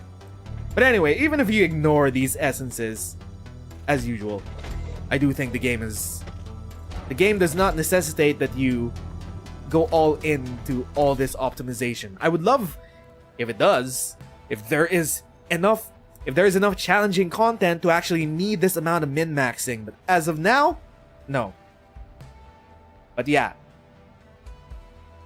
being forward-thinking, just future-proofing, the essence system needs work. It needs work. So that should be most of progression done with, and okay, yeah. Essences should have a range, like blue 35 to 50%, gold. Yeah, exactly. Detailed plans have a habit of going wrong. I prefer more. Like it should. I don't understand why a higher level essence, which takes so much more effort to make, can potentially be bricked. And there's no reason for that to brick, unless Hypergraph just wants you to spend resources and time just farming these essences out. But you can't even consistently farm these essences. There's no current way to target specific essences aside from finding their specific mobs on the map, waiting for their respawn, and just killing them, hoping an essence drop. It's not guaranteed either. So yeah, it's kind of underbaked. The system is kind of underbaked. Okay, so I've been talking a lot. We finally have one last topic. Can also be RNG for working on higher number in the range. Yeah. Okay. Oh my god, my mouth is tired. Maybe it's because we went out drinking a while ago and I had alcohol and my mouth is kind of dry. And then we were talking a lot. But anyway, I think we'll wrap up the stream after discussing this last part and our final thoughts. Okay, so the final part about my feedback for the Endfield technical test will just go into miscellaneous things, just like the available options that I wish this game would have on launch. So judging by the settings, it is very bare bones. I don't think this is ready for a PC environment. The FPS only goes up to 60. As someone with a monitor that goes above 100 FPS, I would like to play this game at a higher FPS so I don't get motion sickness switching from this game to higher frame games and shit like that. Also, in general, combat will feel a lot better the more frames that we have. It'll feel less jank in general. Graphics quality, I don't like how there's only one setting for graphics quality at the moment. For sure, it could definitely be improved. This is not just a mobile game, but also a PC game. I want to see all the standard options that we get for PC games here, like render distance, like volumetric fog distance. If we want to like get some extra frames out of our performance, maybe, you know, stop rendering the clouds and shit. So far, Endfield itself, it has a set render distance, and you could definitely tell, like, around the point where you see those mining rigs over there, that you stop seeing the grass spawning. So it is kind of immersion breaking in a way where this game does not really have a long render distance by default. You can only see as far as those mining rigs over there. You can't even see the grass anymore. You can't even see the mobs or NPCs as far as that anymore. The horizon line, it's pretty okay. You're not even designed to go over there. That's out of bounds either way. But the render distance could be improved overall, or at least customized in general. With the settings, I think the sound settings are pretty okay. It has the usual. It has master volume, voice volume, music, sound effects. You could do custom mixing on your own. Pretty standard stuff. Voiceover options. If you want to switch from English, Chinese, or potentially Japanese, you could do that. I would like to see some more mouse settings and controller settings, like sensitivity options, and maybe also controller sensitivity options. I don't know, dead zone options and stuff like that. this game will not just be played on a touchscreen, Hypergriff. You're planning to release this on both PC and console, at least give us sensitivity options. Yeah. You got the account center stuff, you got customer service stuff. Key mapping. Key mapping could also use some actual customizable keybinds. As of the moment, you can't customize them, probably just to get a feel of how players interact with their default keybinds. Most of these are pretty okay. There are definitely some jank things going on, especially with the placement of the default placement of your consumable cycle in the keybind Z and your consumable usage in the keybind E. Because if you're moving around using WASD, Z is right underneath those keys. So you have to crunch your ring finger in order to touch this, which makes it feel really jank in combat in a fast-paced situation. While the keybind Q is completely unused. So that's really weird. Q is completely unused while you want us to use Z as a keybind which you very much use a lot in combat. And Z is supposed to be like your ring finger is supposed to be on A so you can move around like this. But if you want to cycle your skills, you have to scrunch together your pinky to do this, or your ring finger to reach all the way down to Z. It is so jank. Why isn't it just at Q? Q is right above, and Q is right above and right beside E. So there are those things weird with the default keybinds, which are naturally just fixed with just give us customizable keybinds in general. So there is that. Aside from all of those, I will repeat what I've said in our other surveys, which is this game is made by a company that made $50 million last year. Just a small, tiny, 90-employee indie game company that made $50 million through gacha game gambling and Arknights. And I would at least like, an accessibility options menu that would allow options to help out people with visual impairment, colorblind settings, and even hearing impairment options. Hypergriff, I'm helping you out here. You want gambling addicts to pay you the money? Hearing impaired people have money. Visually impaired people have money. Colorblind people have money. So, I think it'll be a good investment to add at least general accessibility options so that more people can at least enjoy Endfield and get gambling addictions. Am I right, Hypergriff? So those are just some of my general thoughts on improvements that they could do with the settings. Overall, still bare bones. They could obviously keep improving it in the future. No sense not to, at least.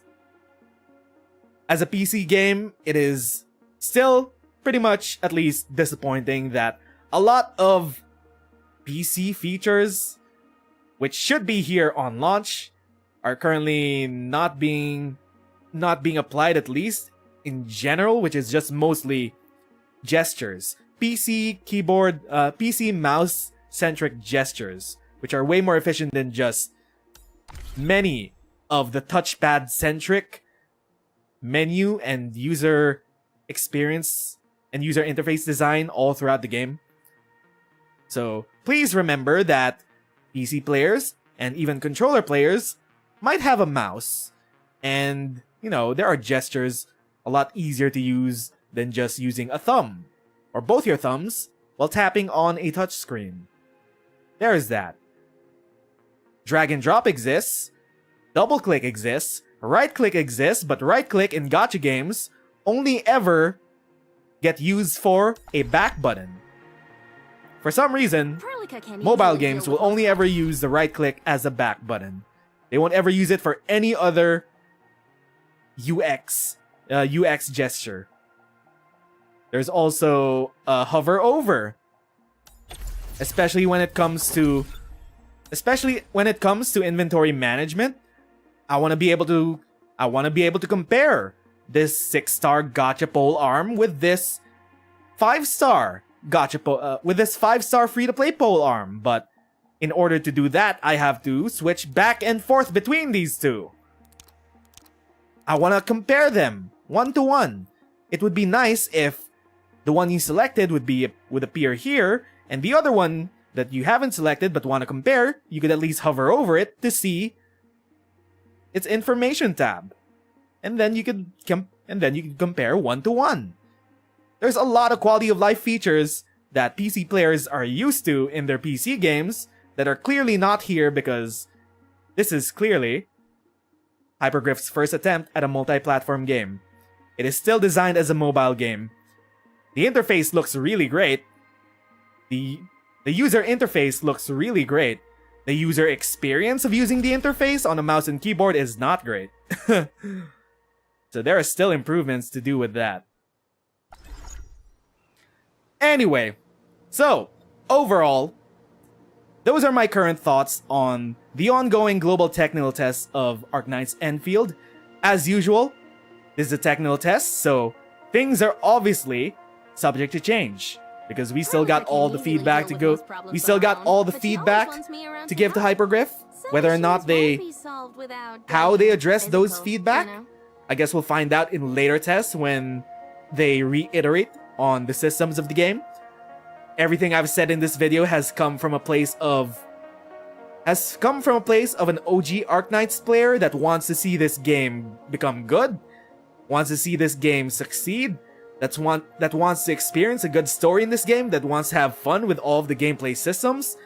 I didn't give any of my criticisms with the intention of just blindly hating on Hypergriff. I just want to see this game turn out just fine. So as of the moment, we gotta talk real shit. There were some criticisms that I've given that might be that might be misconstrued as hating, but no, I really just want to see this game improve, and I want to have a lot of fun with this game when it comes out, like I'm sure all other Arknights players would definitely want. Those are all of my comprehensive feedback about the technical test for Arknights Endfield. If you have your own feedback, if you've been playing with the test yourself, please do leave them down below. Also, don't forget to give the feedback to Hypergriff either in their Discord or the actual surveys. What's the point of feedback if they don't get the feedback? Please be constructive in your wording of the feedback also. But yeah, if you have those thoughts, put them down below. Even if you didn't play the technical test and you just watch streams, I'm sure you guys have your own opinions, and those are still as valid as the people that have played the actual game. Even as spectators, you guys will get the same game that we do. So also, please leave your comments down below if you got any thoughts of your own. But that should be it. Until our next Arknights Endfield video, my name is Nez and thanks for watching. See you all next time. Bye-bye, friendos. My mouth is tired. Detailed plans have a habit of going wrong. I prefer a more direct and physical approach. My mouth is tired. I've been talking for 3 hours straight. Okay. I'm good for now. I'm good for today. We are not gonna keep playing. Yeah, I'm just gonna continue progression in the background. I will level up all of our other characters My turn to have a go just at so we this, could play right? with them in coming days, so we could try them out. Because we've only had one lift squad for the past few days. We still haven't played with different other characters, like... You should be well rested, Administrator. Well, we played with Perlica, but we haven't played with Abuena, we haven't played with Zaihi, we haven't played with My crusade is Ember. far from over. So I'm still excited about that. I need to get them leveled up. I need to get their weapons leveled up. I got them geared up already. I need to get their skills leveled up. Since we could replay the Crisis Rifts, I want to test them there and see how they play. But so far, we have exhausted the content as of now, since I don't really want to explore. I want to leave some things as a surprise for launch. Yeah, sure, that's my excuse. But yeah. that's the plan for the coming streams that we have for Endfield. But for now, I will be peacing out. Thank you to everyone that stopped by for our Endfield stream today. It is our shortest Endfield stream as of the moment, but we talked a lot. I talked a shit ton. Anyway, that should be it for me for now. I will be peacing out, and I will bid you guys adieu. Once again, my name is Nez, and thanks for watching. See you all next time, friendos. Bye-bye.